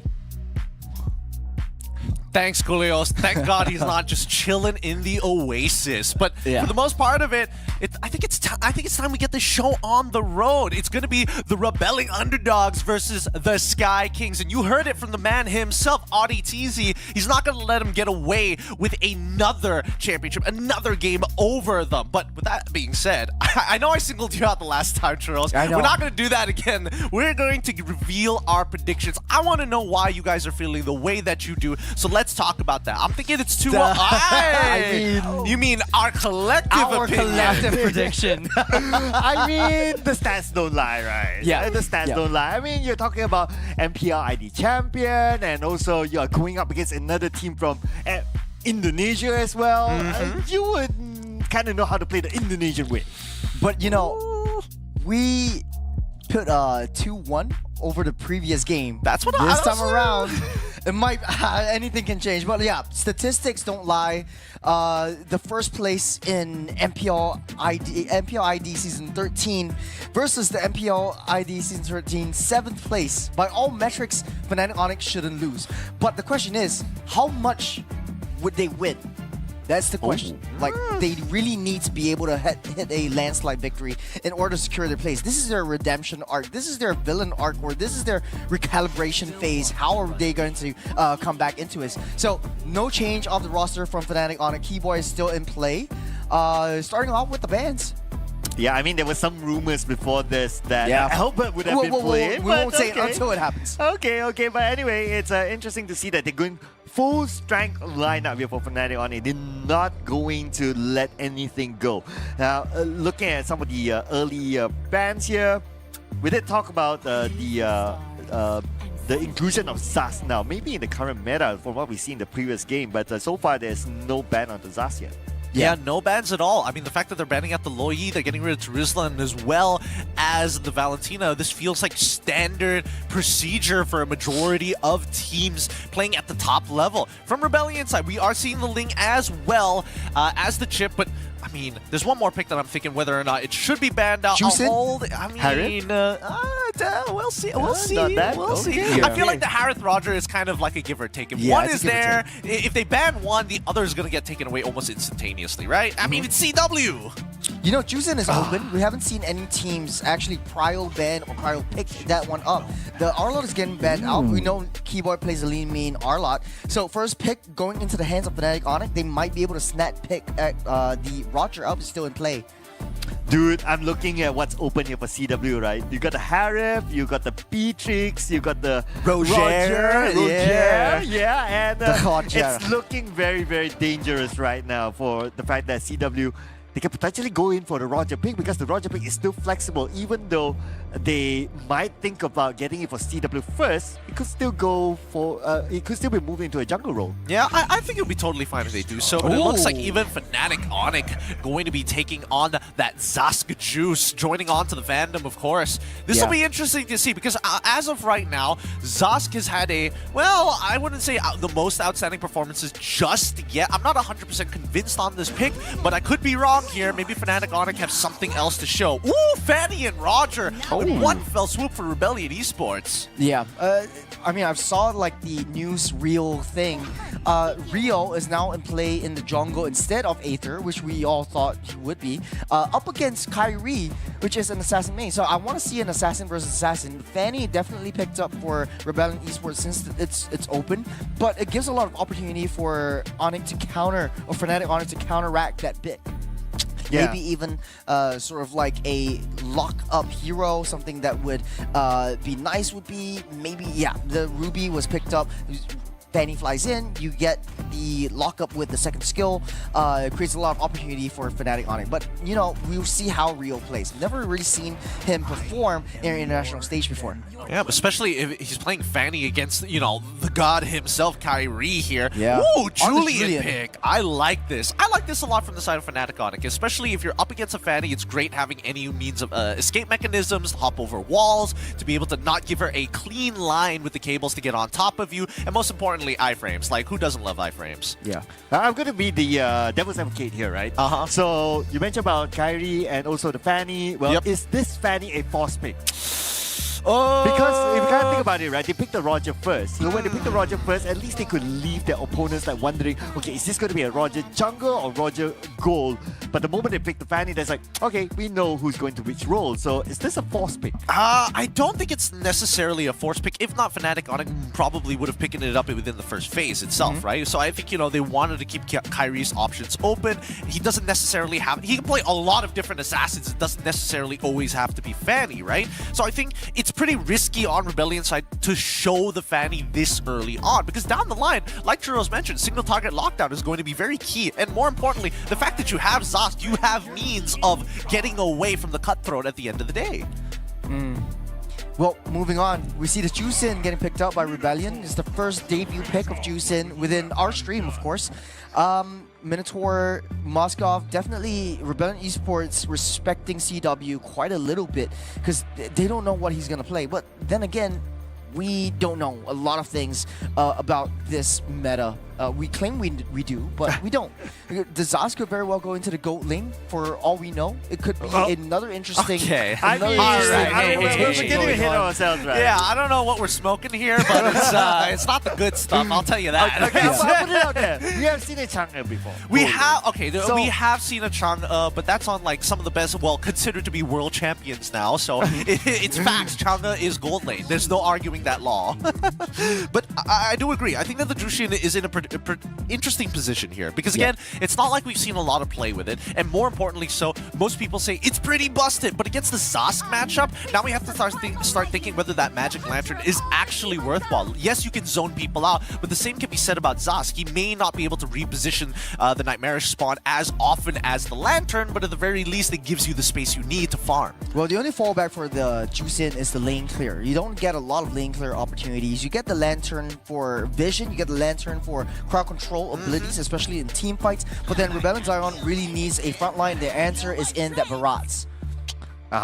So yes, front line and also somebody who is able to open up fights as well. Of course, with the Dakota's welcome, you can target onto maybe, hopefully even the backline, even carry if he's able to position himself well. If they can stop carry from coming up with a lot of damage from the back, I guess that would be the best case scenario. I suppose. I guess they just need a tank buster at the end of the day, right? Because, I mean, nobody can really deal with like a hardcore tank, especially if they fully itemize against it. Like, I mean, you could consider Julian, but really, do you want Julian to hit a tank or take out like 2 people in the back line? And most of the time, you're always going to go for the 2. There we go, the Cho! On Key Boy nonetheless! Yeah, his signature pick. When in doubt, just pick my Cho. Why not use him? There's a lot of things that are going through my head right now. One is the layering of the team fights. How this is going to break down? Like right now, you have Loopy on the Ruby, which I assume is going to be the EXP Ruby, coming into the fray. So you're going to be banking on a lot of early game pickoffs, especially in the mid side. Juicin, as annoying as she is with the lanterns, is going to be very difficult, or she is very, very squishy in the early game. The last pick will be the Vexana. The last pick, maybe... Man, what's open it's either right gold. now? I mean, at this point, we're just looking for like a decent roamer, right? Yeah. Edith isn't too bad in these types of situations. Unfortunately, Edith is bad. Tigreal. Yeah. Guess what they need? They need beefy boys down that front line. Beefy boys. Yeah, beefy boys, but then again, you're also up against a carry, so that's kind of like, yeah, but you still need a beefy boy nevertheless, right? But maybe the idea is like, we need to find something to try to catch the carry. But carry is also well protected, thanks to Cho, thanks to the Ruby as well. I mean, you can just play around the Nightmarish spawn if you want to. You have a guaranteed way to like kite backwards unless they're forced to use a battle spell. But with that being said, let's wrap this up here. Let's see the summary of both of these compositions as they start making their way into the Land of Dawn. And here we go, ladies and gentlemen. It's going to be the first match, best of 3 series between Fnatic Onyx and Rebellion Esports. So Rebellion Esports, they're playing with 3 new players in their lineup. Fnatic Onyx still staying true to their original lineup from the MSC. Let's see if this is truly the redemption arc. We've seen the competition stare each other down. Don't worry, churros, I've got this one. As we're making our way in to the land of Dawn for the very first time, it's going to be Fnatic Onyx up against Rebellion Esports. Fnatic Onyx going to be on the blue side, up against Rebellion on the red. Let's see who gets first blood here. And I think that's going to be a very big driving momentum for these assassin-style junglers. Yeah, so of course, a lot of expectation for Kyrie being one of the top assassin junglers around as well, but it also depends on what sort of a space can his teammates able to open up for him. And look at the moment from Keyboy. He went slightly deep in the middle, taking a lot of damage, another 50% of health, and that's the idea of him trying to protect the space for Kyrie. Yeah, I mean, more importantly, even if Keyboy at this point loses his flicker super early on, he's going to be able to like get it back later down the line. It's not like he's going to hit level 4 conveniently as well, right? Just look at Jushin. Look what he's doing. Are you having fun? Oh, early Purify coming out from Saz just because Jushin is Jushin. Yeah, I mean, it's really, really annoying, right? Can you imagine that if you try to chase down Suilao, and then it's just like, okay, I'll just lift you up and then I'll just throw you back wherever. So it's really, really annoying, especially when it comes to normal chases. But then again, you have like what? Keyboy who can dash, right? And also Kyrie as well, who can really try to chase him out. So might not have the best of time, but it'll depend on execution. But look at execution in the middle. Sans, well protected still by Keyboy. Yeah, but I mean, luckily Sans doesn't give first blood away just yet. Rio tried his best, but he definitely, there's definitely a lot more people around Sans, so a very good read from the side of Fnatic Onyx. With that being said, right, now that we are seeing, you know, Barat's being thrown more in these past 2 series, being thrown more into the EXP side, especially when you're up against these annoying sandbags, priority comes to mind. And I think, you know, Cars, at the very least, he will be able to keep up in terms of wave clear with Lupti, but now that you're getting the mages into the mix, I'm not sure whether it's going to be as easy. Yeah, and let's see if it's going to be easy for Fnatic Onyx to actually steal this first turtle. Of course, you're going up against a Fanny that can go in and out very, very quickly. So as long as Rio can time the steel cables in, and also the retribution, they could probably easily take this one away. Well, speaking of which, Keyboy does inevitably walk up just to see where Rio is. They spots him out by that purple side, but doesn't use any of his battle spells. I mean, it's not like he had him, but more so his kick. But you can see both teams, they don't really want to start this turtle first. Oh, man. And I wonder why, though. Okay, of course, one explanation is that they're all waiting for their junglers to be in the right position. And now they are. We can expect to see something happening soon. I mean, Kyrie is already a level up on Rio, right? Like, he's got a decent EXP lead. Oh, here we go. Got him on the cars, but then he's the beefy boy, and that's not the target that they want. Looks like Keyboy tries to go in for the backline, and now the Dakota's welcome will stop him from coming through. But Keyboy, 50% of health down, not going to be a big issue for him. Keyboy can still engage if he wants to. Lutpi, also 50% of health. He is at level 4 though, so there you go. That is the pickup that they're looking for. First one onto Alt Easy. Yep, in the earlier stages of the game, as much as Suelo wants to make a play here, it's a little tough to do so. He doesn't have the raw damage just yet, but that poke is so good. He's running out of mana though, and I think that's something he's got to continuously juggle throughout this game. Really good play coming in from Fnatic Onyx, right? Really taking their time, making sure that Cars gets punished accordingly, making sure that he's going to have to forcefully recall, lose his stacks, and now you've established lane dominance despite Lupti missing out on his flicker. Yeah, and speaking about lane dominance, right? So having a carry on your side is to allow that space for carry to farm and play during the late game, because carry needs time to be up there, to scale up to a point that he's able to deal up the damage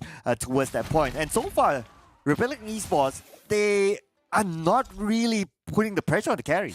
Yeah, I think that Matt definitely... I was thinking whether or not it would have been a better option to go for Warcry, just so you have a little bit more damage in your lane. Landing 3 shots isn't too difficult, whether it's a skill shot or even an auto attack here, especially when you're up against a carry. You need to win hard, and the fact that CW has already got a pretty decent freeze towards his side, he's going to crash this and then start making a move. It could be setting up for a potential dive with Kyrie, but for the most part, look at this. And speaking about dive, okay, Keyboy calculating his moves.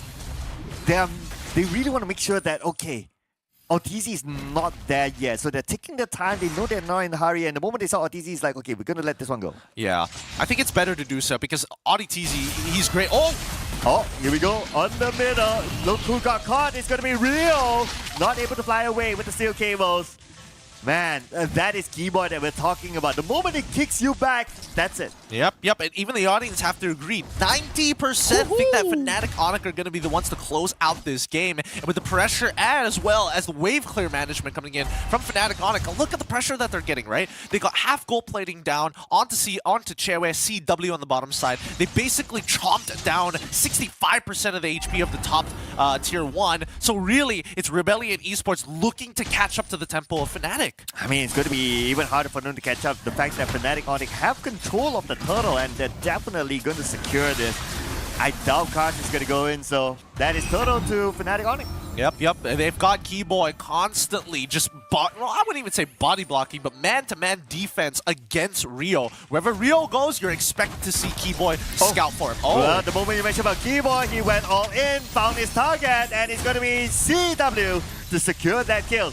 Whether you attack, it doesn't matter. Keyboy sees you, you go down. He's good. He's just too good. And again, great targeting, right? Focusing down AudiTZ. If Fnatic Onyx even gave AudiTZ a frame to flicker into them implosion, that could have been a disaster. But Fnatic Onyx are feeling good today, right?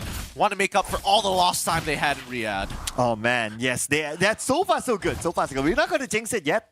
It's only 6 minutes into the game, so far so alright. Yep. But okay, Rebellion Esports, what will it take for them to try to make this balance for them?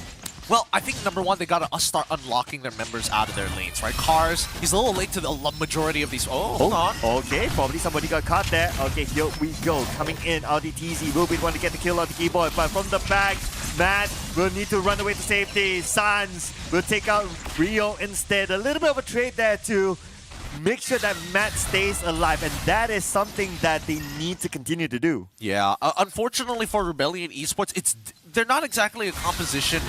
They're not exactly a composition that can easily take space away from their opponents, right? They can kind of like wrestle for that space, but unless they commit some really big spells, I think Rebellion Esports don't mind playing on the back foot. They're waiting for Suelo to get some utility items, and Ice Queen's wand will be good at some point of time just to slow down the aggression from Fnatic Onyx, assuming that Rio gets his purple. Oh, but as usual, Keyboy will get his target. It doesn't matter whether you're a tank. Karsh will be the next one to fall. Sans will be the one to secure that kill. And they're looking for one right now. Oh, Ortiz. Where is he going to go right here? Rio tries to get the skill cables in, but then again, not enough damage. He knows that he cannot tank it out as well. He has to let this one go. 2 from side of Rebellion Esports fell to the hands of Fnatic Onyx. Good stuff coming in from Lukti. Sees the angle. They're like, you think you're going to run away from this? Hell no. He doesn't flicker backwards, of course, but it does buy a lot of space for Fnatic Onyx to start running over their opponents. And I think that as long as Fnatic Onyx are continuously aggressive with their motions, as long as they are for majority of the time, I would say 8 out of 10 times, they're going to win the interaction as long as they make their first move on a priority target. And those targets are the big initiators, the big, thick boys. I mean, if you're lucky to get the backliner, sure, I'll take it as well. Yeah, and they're going to take the Lord as well in their hands. And you got to think about it, right? For CW, he moved from the bottom lane to the top lane. He was hardly challenged by anyone. So the last time we saw the stats, his farm was at least 2k gold ahead of anyone else. Yeah, including Matt as well. So not only did Matt not win out his lane, CW gets to walk all over him for the time being, right? Let's look at the items. Maybe we can get a bit bigger picture here. And yes, we do see that, wow, he is really 2,000 gold ahead. 2,000 gold ahead of Matt. And Matt is the highest earner currently on Rebellion Esports. Not a good look for now. Well, might not be looking good right now for Rebellion Esports as they will lose their inner turret on the middle. And at the same time, the Lord is pushing at the top, so I mean, Rebellion Esports right now, it's going to be really hard for them to even come out. Yeah, worse yet, the Lord is about to be knocking on the last T2 that Rebellion Esports have. Yeah, they're forced back into their base. They're stuck just being in this awkward position back inside their inhibitors. And the worst part about this is that Zask is really good at sieging. Oh, Gars is in trouble. They will initiate on the Gars, and CW is going to be the one to get that one kill. Definitely the tank shredder. That is the one. That is that hero that is playing its role. And at the same time, they will get the turret. They will make a cleanup at the top. Yep, and they just walk away. They're like, we don't need to fight anymore. You can have the Lord. It's done what we need. We're setting up for checkmate angle. 32k to 24. Currently, it is only 8,000 gold differential for Fnatic Onyx. But if they get one more inhibitor here, that should push them close to the 10k mark. Well, looks like they will get it. Rebellion Esports finding out how to challenge. attendees, he does have the implosion though. Right now, he will try to go away, but Cast goes down the moment he uses it. Dakota welcome. Ludwig will be the next one to fall thanks to Suelo. One each for each side. But then again, for Rebellion Esports, they lost the inhibitor turret, so it's a bit of an advantage to Fnatic Onyx. No, but they're not done just yet. Rio can quickly use those steel cables to get in and out of fights, but it's scary when Keyboy still has the way of the dragon. He does not want to fall just yet. It may be an 8-3 score, but there is still pride left in the Rebellion Esports lineup. With no inhibitors left, this is a perfect checkmate angle set up by Fnatic Onyx. It's going to be really difficult for Rebellion Esports to even walk out of their base, let alone contest for the Lord. And you know it's scary when Keyboy starts recalling in front of you. That is emotional damage to Rebellion Esports. Try to bait them out, but of course they're not biting it yet still. I mean, I wonder how they're going to come back from this. I don't know. It's starting to look like Rebellion just has to bend over and just let it happen, you know? Or like Fnatic Onyx at this point of time, they can do whatever they want. There is no counterplay when they are this far ahead. CW is not going to be unless CW really throws himself out of position, like absorbs like a full ladder stacks coming in from Suelo and gets like chokeslam behind his team. It's make-believe situations, but like it's the only way to show you that that's the only way that Rebellion Esports can win. Yeah, I saw what you did there, Gideon, but I'll let that one go for now. Hey, don't worry, don't worry. But anyway, speaking of letting go, Fnatic Onyx is not going to let go of the Lord. Now, this has been gameplay by them, unless they can get a good pick-up here. But Keyboy, maybe not. Okay, interesting motions coming here from Rebellion Esports. Didn't want to capitalize or force out any battle spells, or maybe even the ult coming in from Keyboy.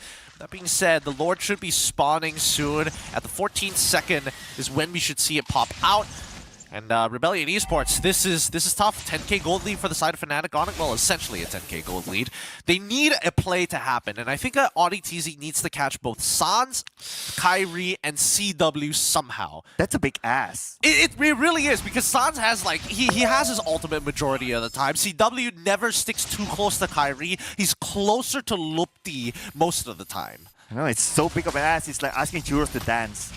But right now, Lord is in. This is the moment your cast flickers away, but not able to get away to safety. Kyrie will want to take him down.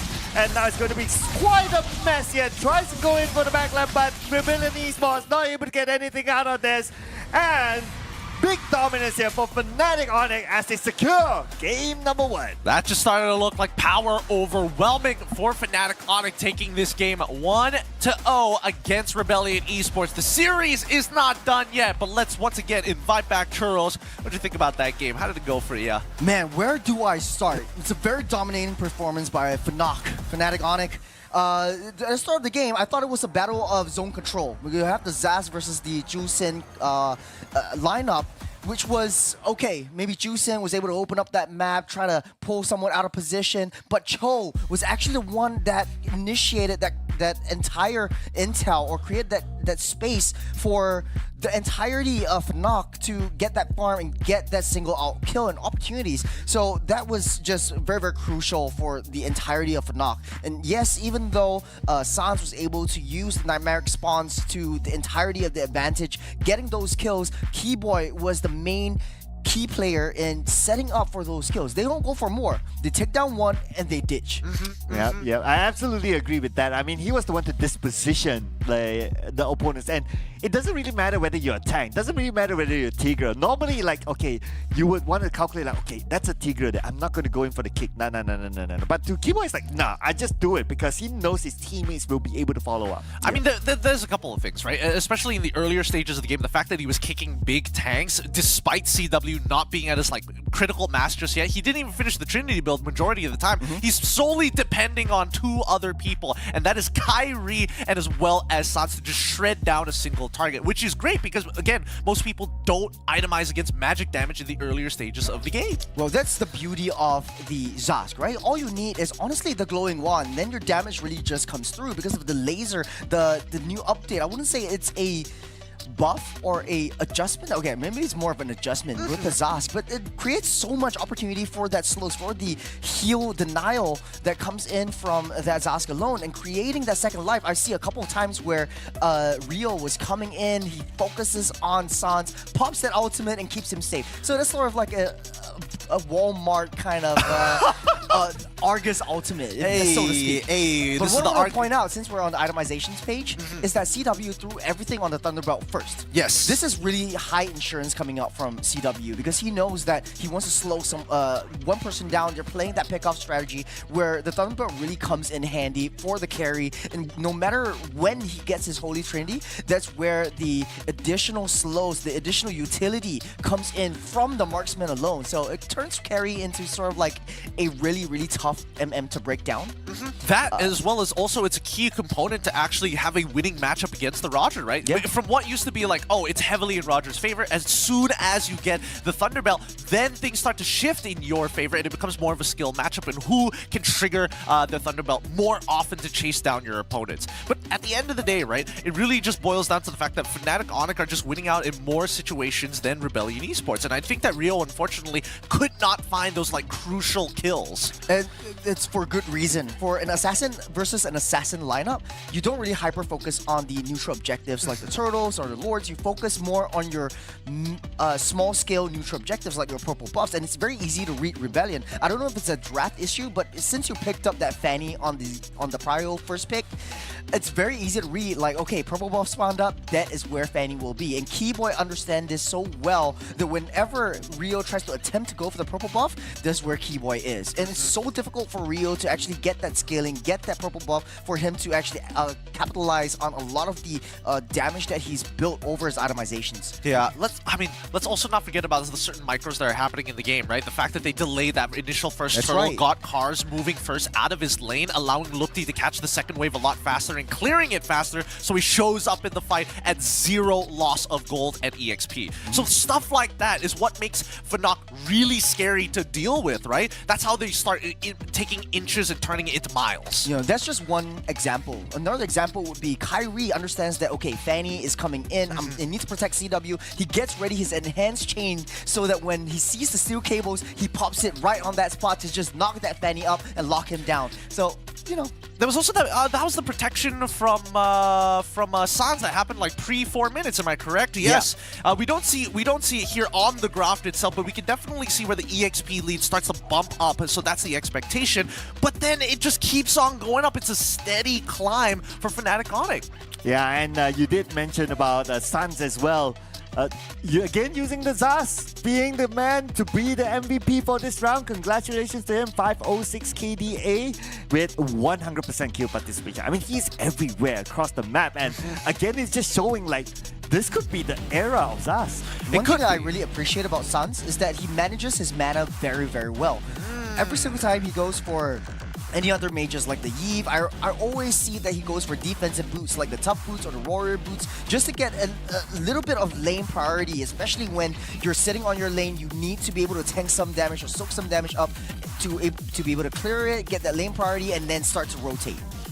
I mean, if he wants to continue to do moves like that, I think, you know, the picks that we're seeing here from the side of Fnatic Onic is all telegraphed because of, hey, Fanny showed up within first rotation on the first phase of the picks and bans. Maybe that's something that Rebellion Esports could adjust. I don't know. That's my opinion. What about you, Sir Cloud? Yeah, I'm looking at the CW on this replay as well. This was towards the end where he's already stacked up in terms of items, and even when we saw like the final goal gap, he was like, what, at 12k?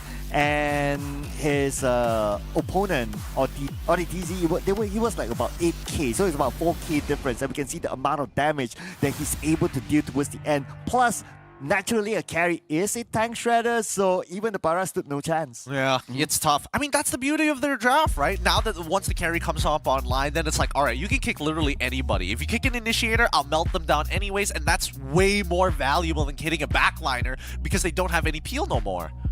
I just want to point out that it was the entirety of Fnatic Onyx that created that space for carry. No one was touching her the entirety of that game, and not even a Fanny could reach into carry. And once that defense starts building up, is where CW comes in and just clears out the rest. So it was very, very crucial for Fnatic Onyx. On the side of Rebellion, though, I think it was a breakdown between ODTZ and the rest of the team. There were a couple of situations where he comes in a little bit too far off from the back line, tries to get a nice implosion. He did once or twice, but there was just no follow-up. Not only that, there was just no damage. Just a draft problem. You putting all your eggs into one Fanny, it just doesn't really happen. I'm talking a lot about eggs this time around, huh? Yeah, it's coming to it. But I appreciate the analysis, Churros, as well as you, Sir Cloud. With that being said, there's still one more game to be had. It's match point currently for Fnatic Onyx. Can they close this out, or is it going to go to an equalizer of 1-1 with the help of Rebellion Esports? We'll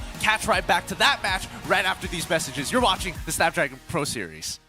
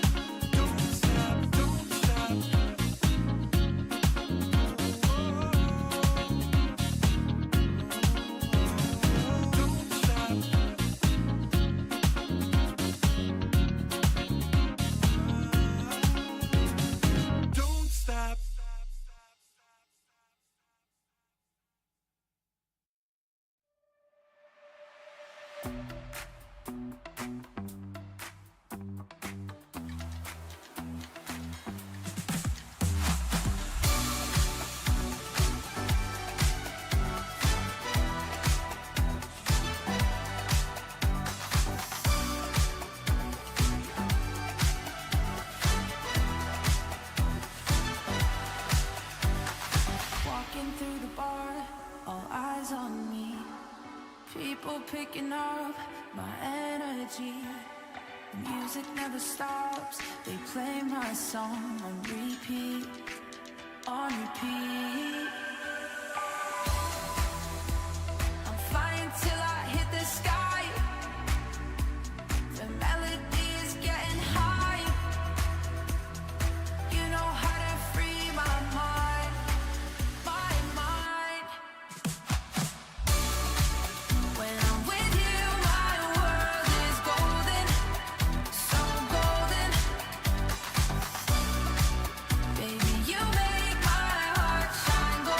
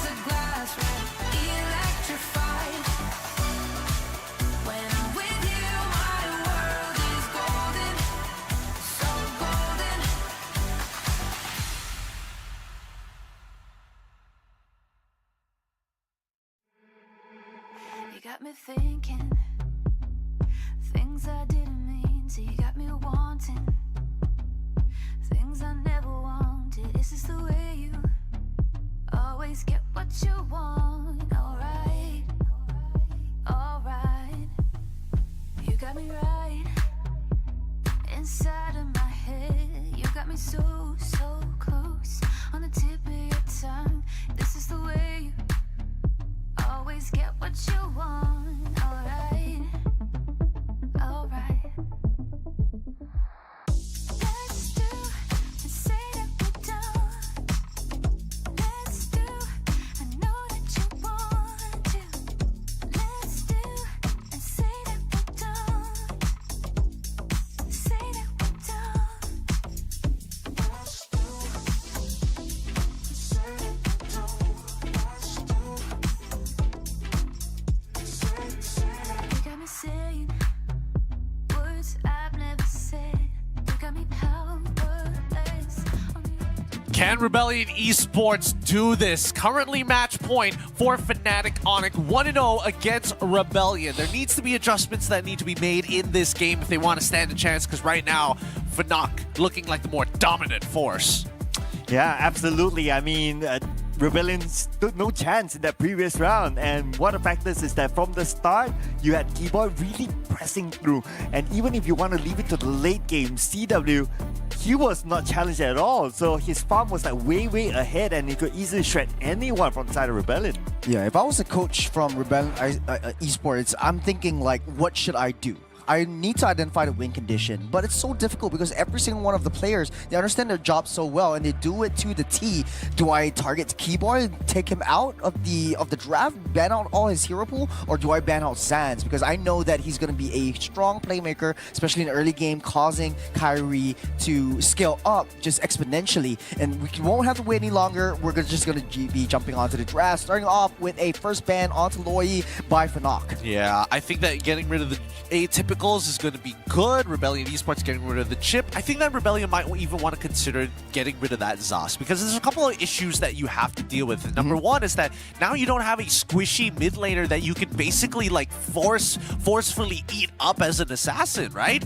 So I think that's something they want to consider if they are going to pick up, assuming that Rebellion Esports wants to pick up an assassin again. Yeah, that makes sense, right? So statistic-wise today, we have seen 2 MVPs for a ZAS user today. So I think it's about high time that they probably want to consider to ban that out. And now that Fnatic Onic, they have the first pick in this round, maybe they might want to do that. Pick up the ZAS before it is actually taken away by Rebellion Esports. It's very interesting because they are first pick yet again. That they shouldn't change a lot of their ingredients to their lineup. They could very well go for a very good zone potential down the mid side, and it's all down to zone potential right now. Unless they want to try to change things or switch things up a little bit, Valentina gets banned out. I think Ling would be a very good ban coming in from Rebellion Esports. If memory serves me right, was the Arlot that was banned out in this phase. They might consider doing that again. But this time, don't prio the Fanny. I think it didn't work out in the first game, or don't prio a lot of the assassins. Try to figure out what your opponent wants to build, what your opponent wants to go for, and understanding Fnatic Onic, they want a mix of pick-off and team fight, and that's their strengths. They're versatile, they are very adaptable to a lot of situations. Yeah, and I think that, especially when you're on the red side, you don't need to reveal the assassin that early on, right? You don't need to do these things. But we'll see first, because this could be the Arla ban, similar to game number 1, or they could just get rid of the Zask here and now and say, you know what, you can take the Arla. If not, we're going to take the Arla. Ah, there we go! Zask ban! Huge respect over from the Zask, actually. Yeah, I mean, that has to happen, right? I mean, at this point, the stats don't lie, right? Zask is, if you're not able to take it for yourself, you probably want to ban it out. But that also means that other heroes are up in the air as well. The Beatrix is up, the Harriet is up, the Roger is up. And it's actually stolen from the previous draft. It's so cute. It's that little thing. Yep. Just making it real. Oh, they've got the full model already prepared. Nicely done by Prod here by ESL. Hey man, let's not get into that, because again, they've got that cosplay video. They got a money shot in that one. I like to see you cosplay though. But they go for the Fanny again? Fanny again. Okay, sure, whatever. Like they're confident that Rio this time is going to be able to find these kills, right? Because now at least you have a squishy mid laner that you can potentially punish later down the line, but it doesn't mean that there isn't counterplay. Let's see, the second pick they're going to follow it up with is the Ruby. Again, so Roger over CW. Roger for Cherry. Could be. I'm seeing the Edith already getting locked in for the side of Fnatic Onic. It looks like this could be either going to Lupti or even Kiboy. The Julian once again. Julian, a pretty decent matchup against the Fanny. Has ways to knock her up, has ways to escape from her initial damage as well. I think that the lineup for Fnatic is looking okay, but we need to see the completion of this first phase by Rebellion. Yeah, and the Ruby was a foreseeable pick as well because you don't want to leave it open. It's a direct counter to the Fanny, able to pull her back.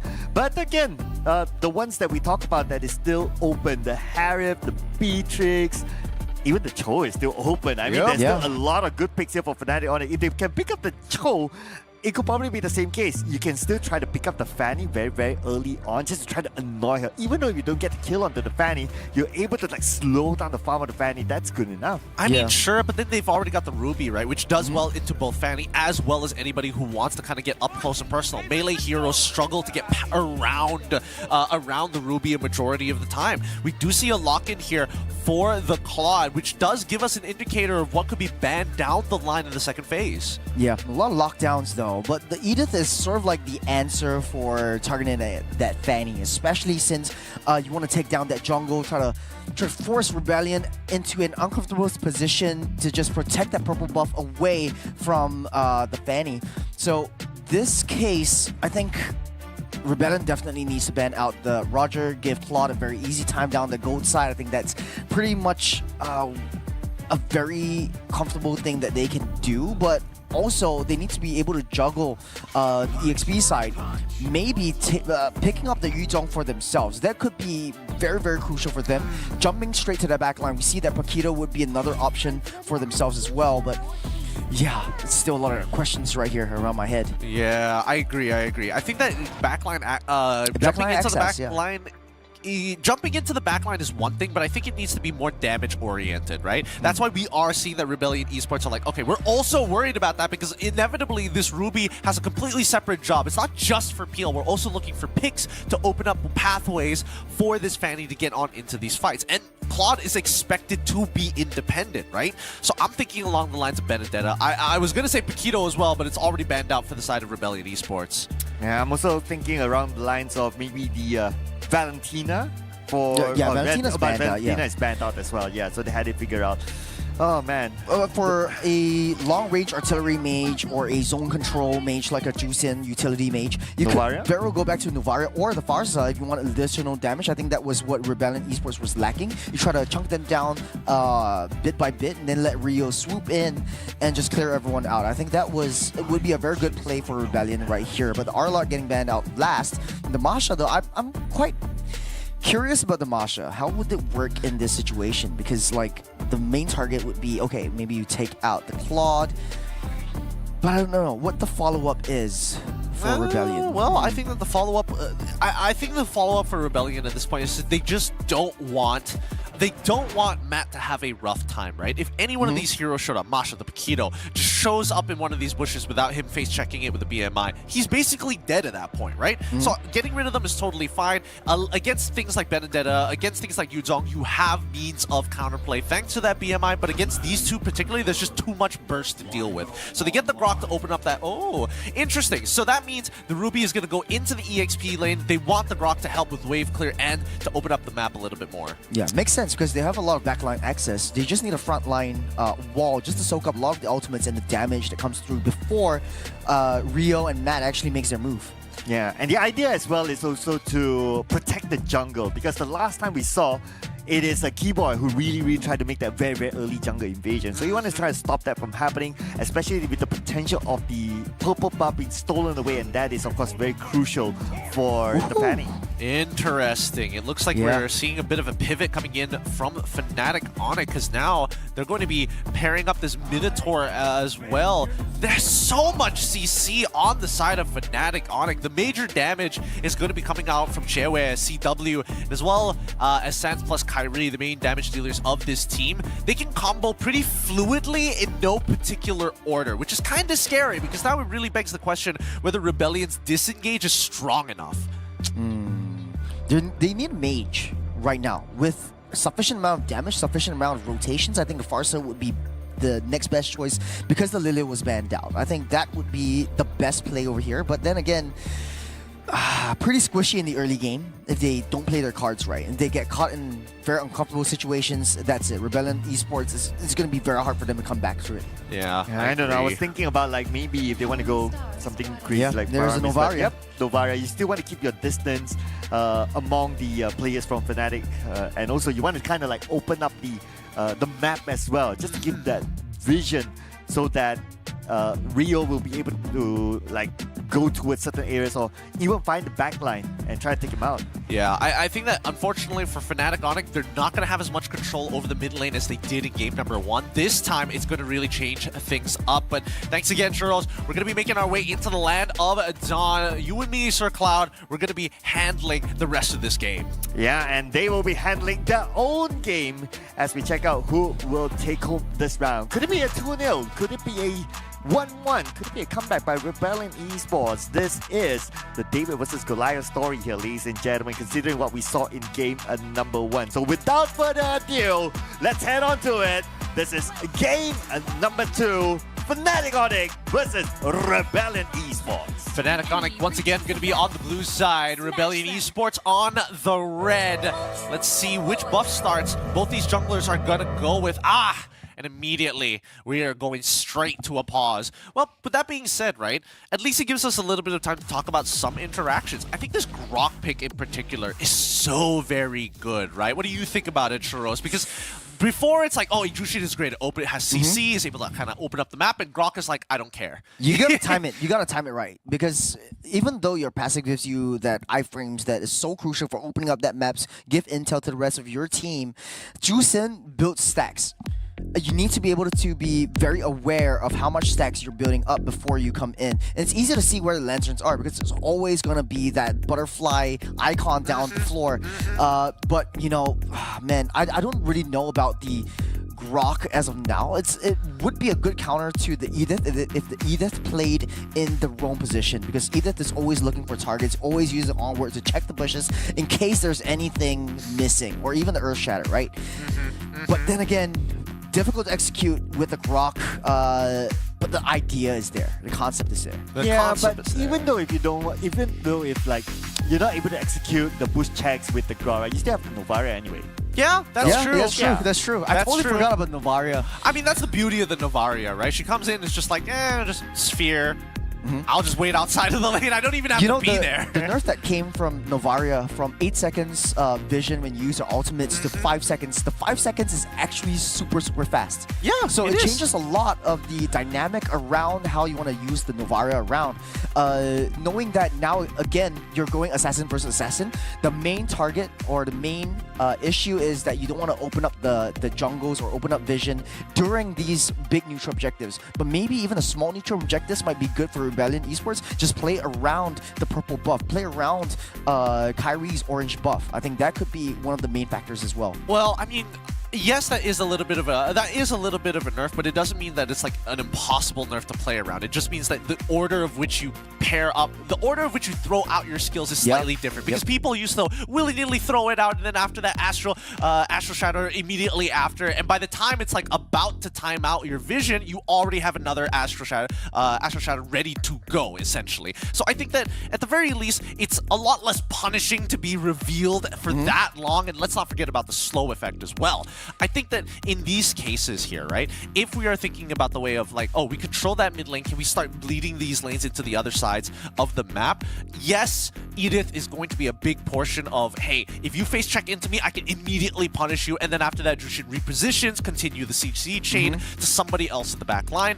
That's where the Grok really just says no to all of it, right? Even if you don't have the Novaria, the Grok alone is able to kind of just absorb it with the anti-CC and just say, hello, you can't be here anymore. Then that's when you call in the Novaria, you call in the big guns like the Fanny. Yeah, there's a lot of things that we can talk about with the Roam to Roam matchup. The Minotaur is always being picked up and prioritized by very, very big teams. I've seen FCAP really prioritizing it. I've seen Liquid, Team Liquid Echo, right now Team Liquid PH, really prioritizing the Minotaur because it gives that sustain. And because the sustain and the CC really comes into play when you fight for the neutral objectives. Julian takes down the neutral objectives a little bit easier than Fanny. Fanny just has to wait and then just swoop in with the steel cables. But Rebellion Esports, I feel like they need to be able to switch the win condition into a split push when they see, okay, Fnatic Onyx just sticking together. We need to find another way to access the towers from the side lanes. And that is potentially the reason why they pick up the Fanny, right? It opens up that option for them. But let's see, as we get back onto our game here, whether that will happen or not. We will see, maybe the split push or maybe a straight up fight between the two teams. Yeah, I think, you know, at the end of the day, micro leads to macro here. And I think that despite the fact that Kiboy is going to play on pretty sustainable and honestly really tanky in the later stages of the game, Minotaur, it kind of depends on what his first item is going to be. Oh, Sans is so low. Suelo could potentially get a kill here. Oh, DTZ wants to try to check on what's happening on the other side, but it's more of like gathering information though. But that's something that we would expect from a Grok. But whether he will continue to do that again, maybe not. It does look like he is more towards just trying to block that river from anyone from Fnatic Onyx to access. I mean, also the fact that they're walking up so aggressively like that just goes to show that they're compensating for the fact that Sans got absolutely chunked out at level 1. I mean, luckily for Sans, he's still able to catch that second wave because most people would have recalled at that point had it not been for Kiboy as well as Kyrie being that aggressive. Oh. But speaking about aggressive, Rio comes in from the back to be a bit aggressive. And Kiboy still survives. Oh my goodness, Kiboy. And CW survives as well. Man, okay, Kyrie, maybe not. He will definitely go up. But before that, whoa! Are you kidding me, Kyrie? What is that move? And with that, he gets the first blood, and he's not done yet. Do it again. Okay. Rio comes in. He will not be able to do that again. I mean, Matt is there to finish him off. Yep. Nicely done from Fnatic Onyx and a good response from Rebellion Esports. They trade 1 for 1 there, but a lot of big battle spells have been gone from both sides. Resources, in a matter of fact. I just like the fact that Kyrie was really thinking it through, right? Using his abilities, using the enhanced sword specifically to buy him some extra time. And let's not forget, when he uses 2 abilities, it starts empowering his auto attacks as well, giving him a little bit of a pull effect once you get that third stack, and also Hybrid Lifesteal. Yeah, and what a good start here for, I must say, both sides though. You got to give it to Rebellion Esports for being able to trade up, but they took so long, so much resources just to get Kyrie itself. I mean, and that's just only the start when you don't even have all your skills at max. Yep. It's some scary stuff here, but let's see. Cars is 4. Can they do this? Nah, they're not even going to try at this point. You notice that Rio is on the top side of the map, but Kyrie is still a full level ahead of him despite that. Yeah, so letting that go, I think that's fine. Rebellion Esports, at this moment, they just need to play a little bit more discipline, open up the space for Rio to farm, and also Matt to farm as well. You get this 2 up, then you'll be cool. DTZ naturally will be tanky enough at some point. Hopefully, that is fingers crossed by himself. Yep, and look at Lupti here, just denying Cars EXP. So well done here. This is what happens when you have pressure on your side of the map. They're just holding him hostage. So Rebellion respond. Oh, wow, touch. Straight onto the backline, onto Kiboy. Kiboy will be the first one to fall. It doesn't matter whether he's a tank. They will still take him out. Great play coming in for Rebellion Esports. A countermeasure on the opposite side, and they managed to profit off of it at the cost of Cars. A little bit of EXP and a little bit of gold. It's not done though. Oh, nice one on DTZ, but then again, he should be able to survive this, or maybe not. Sans will make sure that he will not get away. So tank for a tank. Did he forget? What? It's interesting. Interesting. I didn't expect AudiTZ to be that disrespectful despite using a majority of his resources on the top side of the map. So why, absorb the stacks for free against Sans is beyond me. But that being said, Kyrie now opting to change his build. Like, in the previous game, he did the exact same thing where he went straight into the Bloodwings. The first time we saw him bring out the Julian into the Fanny, he went straight for the Holy Crystal. I'm guessing that he's giving more respect to Rebellion Esports this time, assuming that even if he does make it away, that extra shield is going to be the difference maker between him getting executed by a cutthroat or maybe even a Star Shatter. Yeah, but speaking about respect, right? So up on top, at least, they're not giving CW that much respect. We can see a lot of attempts this time to try to take him out. But speaking about taking someone out, Cars might be the next target, but he flickers away to safety, and he's absolutely fine. Cars is like, I'm taken. I don't need any dates right now. I'd like to keep my space. Thank you very much. But there is Rio dying off again. Sans, really good play there as well. Able to pull him back. Without that energy, and especially losing on that purple buff, he is not going to be able to do anything about this turtle. Yeah, got a little bit in too deep there, and the moment they saw that, okay, they caught Rio, he's out, okay, it's free turtle for Fnatic Onyx. I mean, no one else is going to be able to challenge it, and Rio, he cannot afford to just die off just like that. Yep, he can't. He can't, and especially since they don't have much of a snowball. Oh, once again, getting sucked backwards by Jushin. But at this point of time, Sans, he's starting to get to a point where he's really, really annoying to deal with, right? He's been scaling pretty consistently, and even AudiTZ has to show him respect. Yeah, now AudiTZ, we can see he is pretty much pushed back towards his own side of the jungle, own side of the river. And if we look at what Fnatic Onyx is doing right now, where is Lupi? Lupi is already on the other side, on Rebellion Esports side of the jungle. And if they're able to steal away this purple buff and able to take out Open, hang that thought for a second, because at the back line, we can see initiation happening where Kyrie gets the first kill on the Cars, and they're looking for a second round to AudiTZ, but AudiTZ is still A-OK underneath the turret. Disciplined gameplay by Fnatic Onyx, but this is what they're trying to do. Take over the jungle. They open up the jungle by taking out the turret, and that's it. Yeah, this is some really clean stuff coming in from Fnatic Onyx, right? They're trying to minimize their mistakes as much as possible, and they're honestly not giving too many opportunities over to Rebellion Esports to counteract, right? That's T1 down on bot side, and I think now that we're spilling into the mid game, this is where Fnatic Onyx get real strong. But as you mentioned before, Chewe has been taking like a lot of pressure from Rebellion Esports. But still, they're not able to get the kill on Chewe. So mission done, if you ask me. He's doing a phenomenal job, right? If we look at the gold, currently, where is he? He is currently at 9,000. 9,000. Oh, no, sorry. 4,000 gold. Matt is currently at 5,000. 200 gold difference. So we can see that as much pressure as Rebellion Esports trying to put onto him, like, it's not doing that any good because they're spending so much time up there instead of farming for themselves. Yep, he is cost efficient. He is an independent laner, as we like to call him, right? Economist. Economist. He doesn't need your parents' money. Keep it. At this point, he's making a business of his own. Oh, wait. Oh, but we are making a business of his own, Cars. Yep, this is CW. Now he is online by getting that kill, and that is just the first kill for him. But we're not done yet, though. Sans, all alone against Rio. Rio, we got to be extra careful there. Very, very close. Rio is just monitoring the amount of stacks he has. Doesn't want to get choke slammed backwards, but he does lose out on his purple buff. Man, this is looking bad for Rebellion Esports because the mid turret and the bottom turret has already been taken out. So access to the jungle is now easy for Fnatic Onyx. Yeah, even so if they can take out the top turret. Yeah, and this is going to allow CW to actually get all the farm in the world, right? For all the punishment he has been, well, I would like to say punishment, but really he's just been holding on to his own for this long independently. It's nice to have a little bit of help. This tier 1 top side is going to collapse, and you can see that Rebellion Esports do not want to contest at all. Just looking at the goal difference now. It's about 1,000 difference as compared to Matt. And in about 8 minutes, I would say that's pretty significant. It's about to get even worse for them, right? Because despite the cross-map play... Oh, check out the backline now. Sans, 50% of health left, but Sans needs to get away to safety.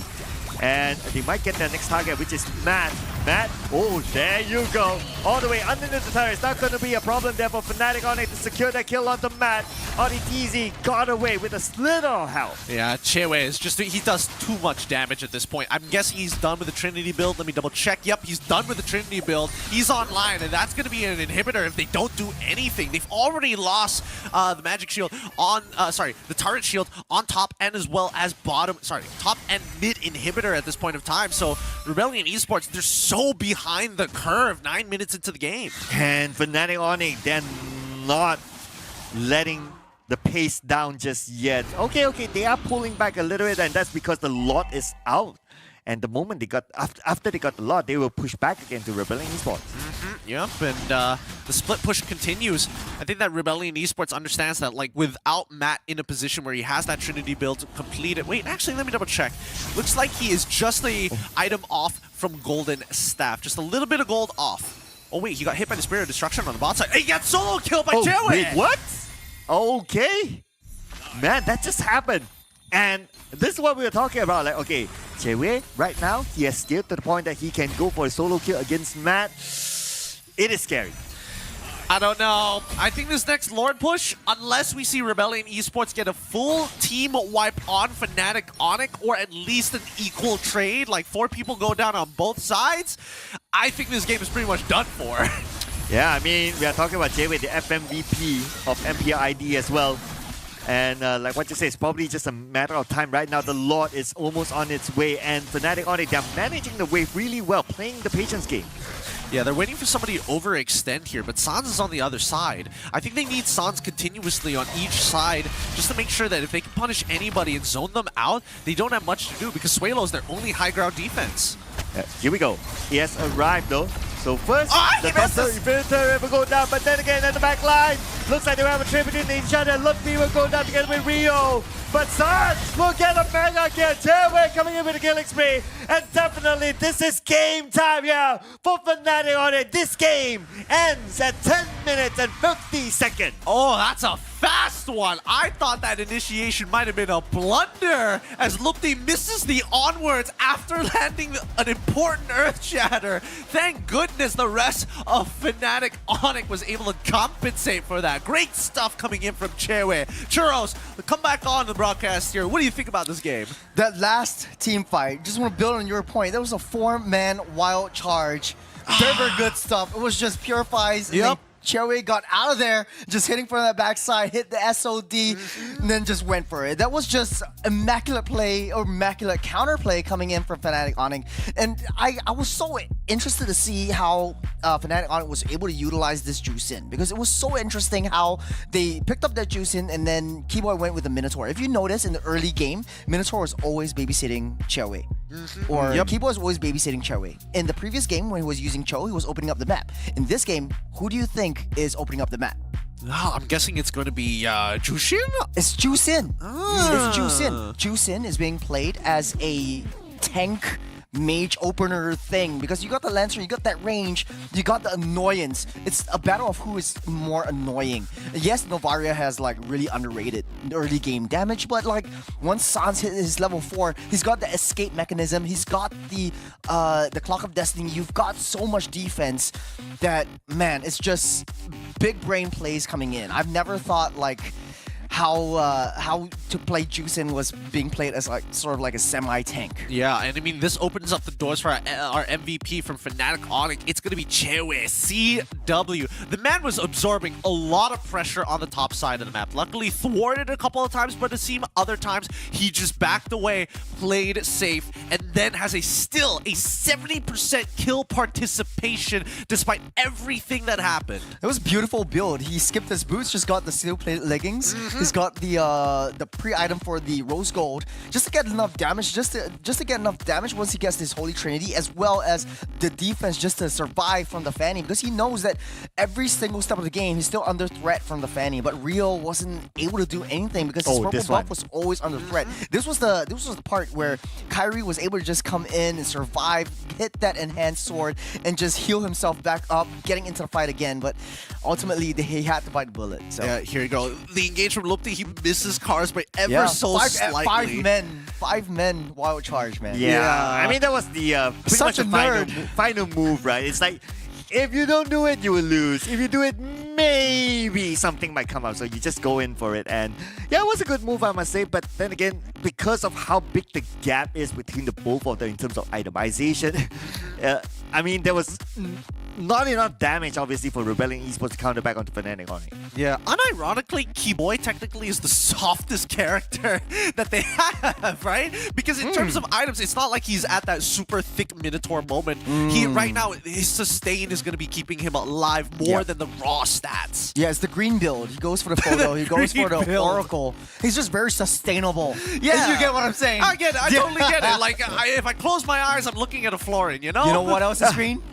Monster Energy. I just want to throw a little bit of ad-libs in there, but yeah. Okay, take a look at itemizations right here.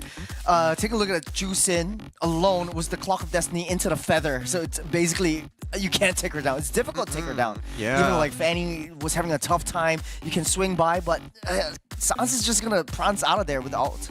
I don't know. I think that Rio was taking the most amount of punishment, right? He never got any of his purple buffs after his second one. And then I'm looking at his items, right? He barely got anything built. He doesn't have a complete Hunter Strike or Blade of Heptases. He only just has the components. With a Fury Hammer, he does finish the Malefic Roar, but at the end of the day, it's not like you can really abuse the armor penetration, the percent armor penetration, because most people aren't even necessarily building it. Yeah, and if we kind of look over at the stats, right? Okay, what I noticed is that damage taken, there wasn't really much for the side of a Fnatic Onyx. It just shows also that how much kiting that they have done throughout the game as well. Like, okay, they're able to poke and they're able to come back as well. Yeah. Well, I mean, overall, this has been quite the game coming in from Fnatic Onyx. But let's have an interview with our winners. We're going to be throwing it over to Kolios. Kolios, what does Fnatic Onyx have to say? Thank you, Gideon. And now I'm with the Chewe here. First of all, congratulations for winning the series cleanly, 2-0. How troublesome Rebellions are in the scale 1 to 10, Chewe? How Troublesome, yeah. Like, how hard? 7.5. Whoa, 7.5. But I'm gonna ask out of the game. Can you tell us, behind the story, why you shave your head? It's because we are going back from Riyadh, right? That's the reason. Oh, because you are going back from Riyadh. It's not because after what happened in last MSC? Yeah, it's some of the factor also. Okay, but can you tell us, what is your girlfriend impression when she sees you for the first time after you shave your head? I think she's pretty say that it's look cool. Oh, because you are handsome. I don't know. But later on, you're gonna face See You Soon on the second match today. They are the one who beating you guys on the MSC. What kind of preparation that you prepare for them? I think this time we are really ready for this SPS tournament to fight against all team. Yeah, just wait. Okay, so best of luck for you. And I think the casters gonna wrap up the series and have a lot of time to talk. So casters, take it away. Thanks, Kolios. Once again, welcome back here at the caster's desk. Now, I mean, after watching this game and after the fact that, you know, Jayway does admit a little bit, he doesn't really have to say too much. He's like shaving his head because he's a good religious boy. And the fact that, you know, maybe, hopefully, shaving off some of that bad juju after MSC, Yeah, speaking of shaving, we've seen a lot of players actually shave their heads after they got off or lost. Sir Cloud, no big deal. Did you participate in MSC? Got out of the group stages too? I did it way before. So these guys are following my trend, okay? So you started it. I'm sure. I started it. They didn't want to admit it because they were like, man, there was this guy, his name is Sir Cloud, he's like really cool. His head is like shaved, so I shaved my head as well. Yeah, but they don't want to mention it. It's fine, I get it. Yeah. You know, it's natural. But coming back to it, overall, we are seeing quite a bit of a meta shift now. We're seeing a lot more Zask these days. And not to mention the fact that, you know, Jushin, as much as we like to believe that she is like ultra OP, I think that she's still pretty OP so far. It's hard to trade against her, and I don't know how the other streams are doing or whether or not the stats are going to be skewed, but I am curious to see at the end of the day, what is the win rate for both Zask and as well as Jushin. Yeah, for me personally, well, I played like a couple of ranked games against Zushin before, and I normally played high loss, by the way. And every time you try to like, you open up the glorious pathway, you try to run it down. It's like, no way, man. No way I'm going to be blips out of there. Yeah, man. Yeah, to safety. Their ultimate and her lantern is just so annoying. And I think this meta is the annoying meta.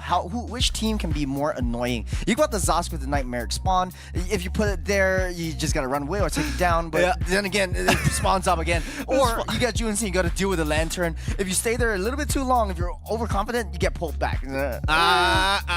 There's no winning for the majority of these times. And again, mages are only going to get stronger. But that being said, we're looking at some of the results happening on some of the other streams. It looks like YRG taking down Omega 2-0 there. Keep in mind that everybody, we have 3 streams all going on at the same time. But good luck to our competitors here. They've already finished, well, technically, I think they're almost done with their matches. Homeboys are up against NIP Flash. Okay, so they're not in this one. Yeah, Stream C. Don't worry, nobody cares about Stream C. Don't worry about them. But AP Brand beat See You Soon 2-0. But that's it. That's the infomercial. But that being said, good luck to our competitors who played on Stream A. Fnatic Onyx, next opponent is going to be See You Soon. So as much as we like to believe that it's like, hey, MSC is happening on the opposite side of the stream. This stream, man, will they get their revenge? That's what I want to know. Yeah, I'm curious. We'll have to ask the other streams later. But let's not forget about Rebellion. Their next opponents are going to be Smart Omega. So Smart Omega have already taken a loss, and since Rebellion has taken a loss, I'm pretty sure both of these teams are going to be quite furious to get a win. Yep. And next up on our stream, of course, we're going to see Bigatron Beta versus Team Liquid. I mean, Bigatron Beta, they do have a revamped lineup as well. So it'll be interesting to see. So far, we have seen revamped lineups that work and revamped lineups that didn't really work. So I'm very interested about Bigatron Beta. Not only reminds me of the alpha character, but like they're the only team that made it out of the Indonesian qualifiers for Snapdragon Pro Series. They went into the Open Finals. They went to the Challenge Finals. So they're the only team that made it all the way. And their team is made of all MDL players. So Development League instead of like Pro League, where all the other teams. That's the scary part. The scary part is the fact that like they've done so well to go through the most difficult parts of the Snapdragon Pro Series, and then they get to the Challenge Finals and they're like, okay, let's just take away some of our key players and start moving them over to the main lineup. And that's where I'm like, This is the MDL Dream Team, which is what I'm so excited to see. I still wish Zive was there, I wish the OG lineup from like beginning all the way to the end, just let him close it out. Or maybe he's going to the MPL lineup. So another fun fact is that like they were in the same group in the Open Finals, but Bigatron Beta didn't get the chance to face against Team Liquid PH just because they already got a 2-0 win against CFU and one other team, which puts them at the top of the charts. So they dodged a bullet right there. So this is a real test for them coming into the Challenge Finals. Yeah, honestly, I'm gonna be excited to see this one. It's gonna be a long break that all affects Fnatic Onyx, but keep in mind, it's going to be Bigatron Beta versus TLPH happening at 5:30. The timer is down here. Keep in mind that you are watching the Snapdragon Pro Series brought to you by ESL. We'll catch you back after this break.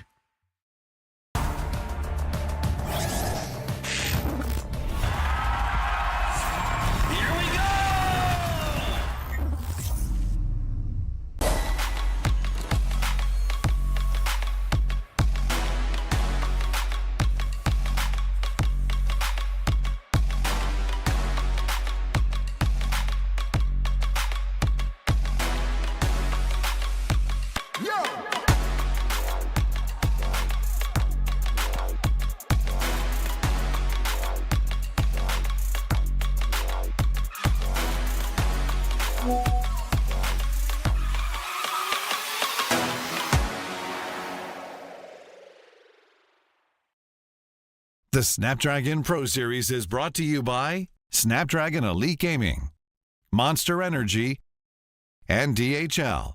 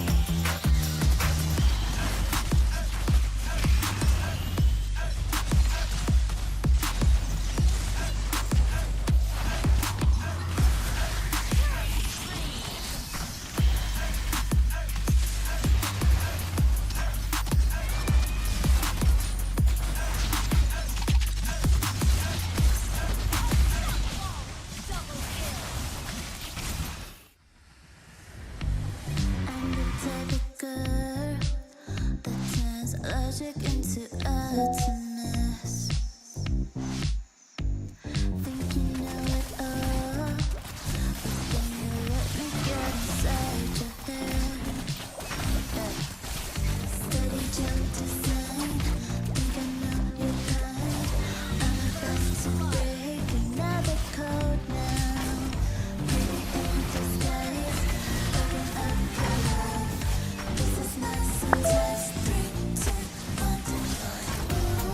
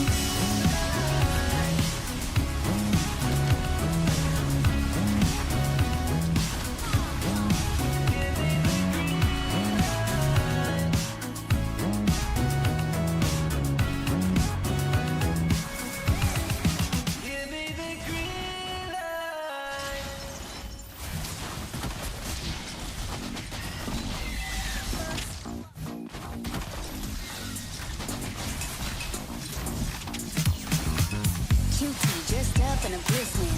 I'm the gift, don't wrap me like it's Christmas. Want some yours, you'll know what you've been missing. Feeling like we should get into mischief. Listen, you've been looking like you're down on your luck. Need a girl like me to come through, lift you up. Hold me in your hand, I like when you touch me. Keep me around or you might get lucky. I'ma keep you with the good mood. Keep you up all night. Never around you. Baby, this is so vibe. Got me dancing like a soul train. Laughing the whole time. Got me singing in the shower. Baby, are you all mine? Baby, I'm your four-leaf clover. Your rabbit's foot, your charm bracelet, horseshoe.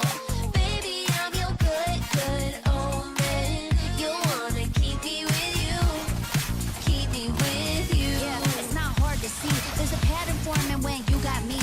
777 all wins, big money. The tramp over here never see me coming. I was in your back pocket the whole time. A quiet power, a silent gold mine, a big old confidence boost. You never delude. Just know that you'll be winning cause I'm with you in the building.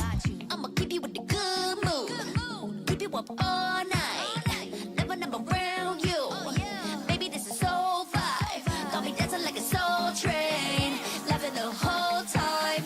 Got me singing in the shower. Baby, are you all mine? Baby, I'm your four-leaf clover. Your rabbit's foot, your charm bracelet, horseshoe. Baby, I'm your good, good omen. You wanna keep me with you. Keep me with you. You been looking like you're down on your luck. Need a girl like me to come through, lift you up. Hold me in your hand, I like when you touch me. Kick me around and you might get lucky. Baby, I'm your four-leaf clover. Your rabbit's foot, your charm bracelet, horseshoe. Baby, I'm your good, good omen. Yeah, you wanna keep me with you. Oh yeah, keep me with you.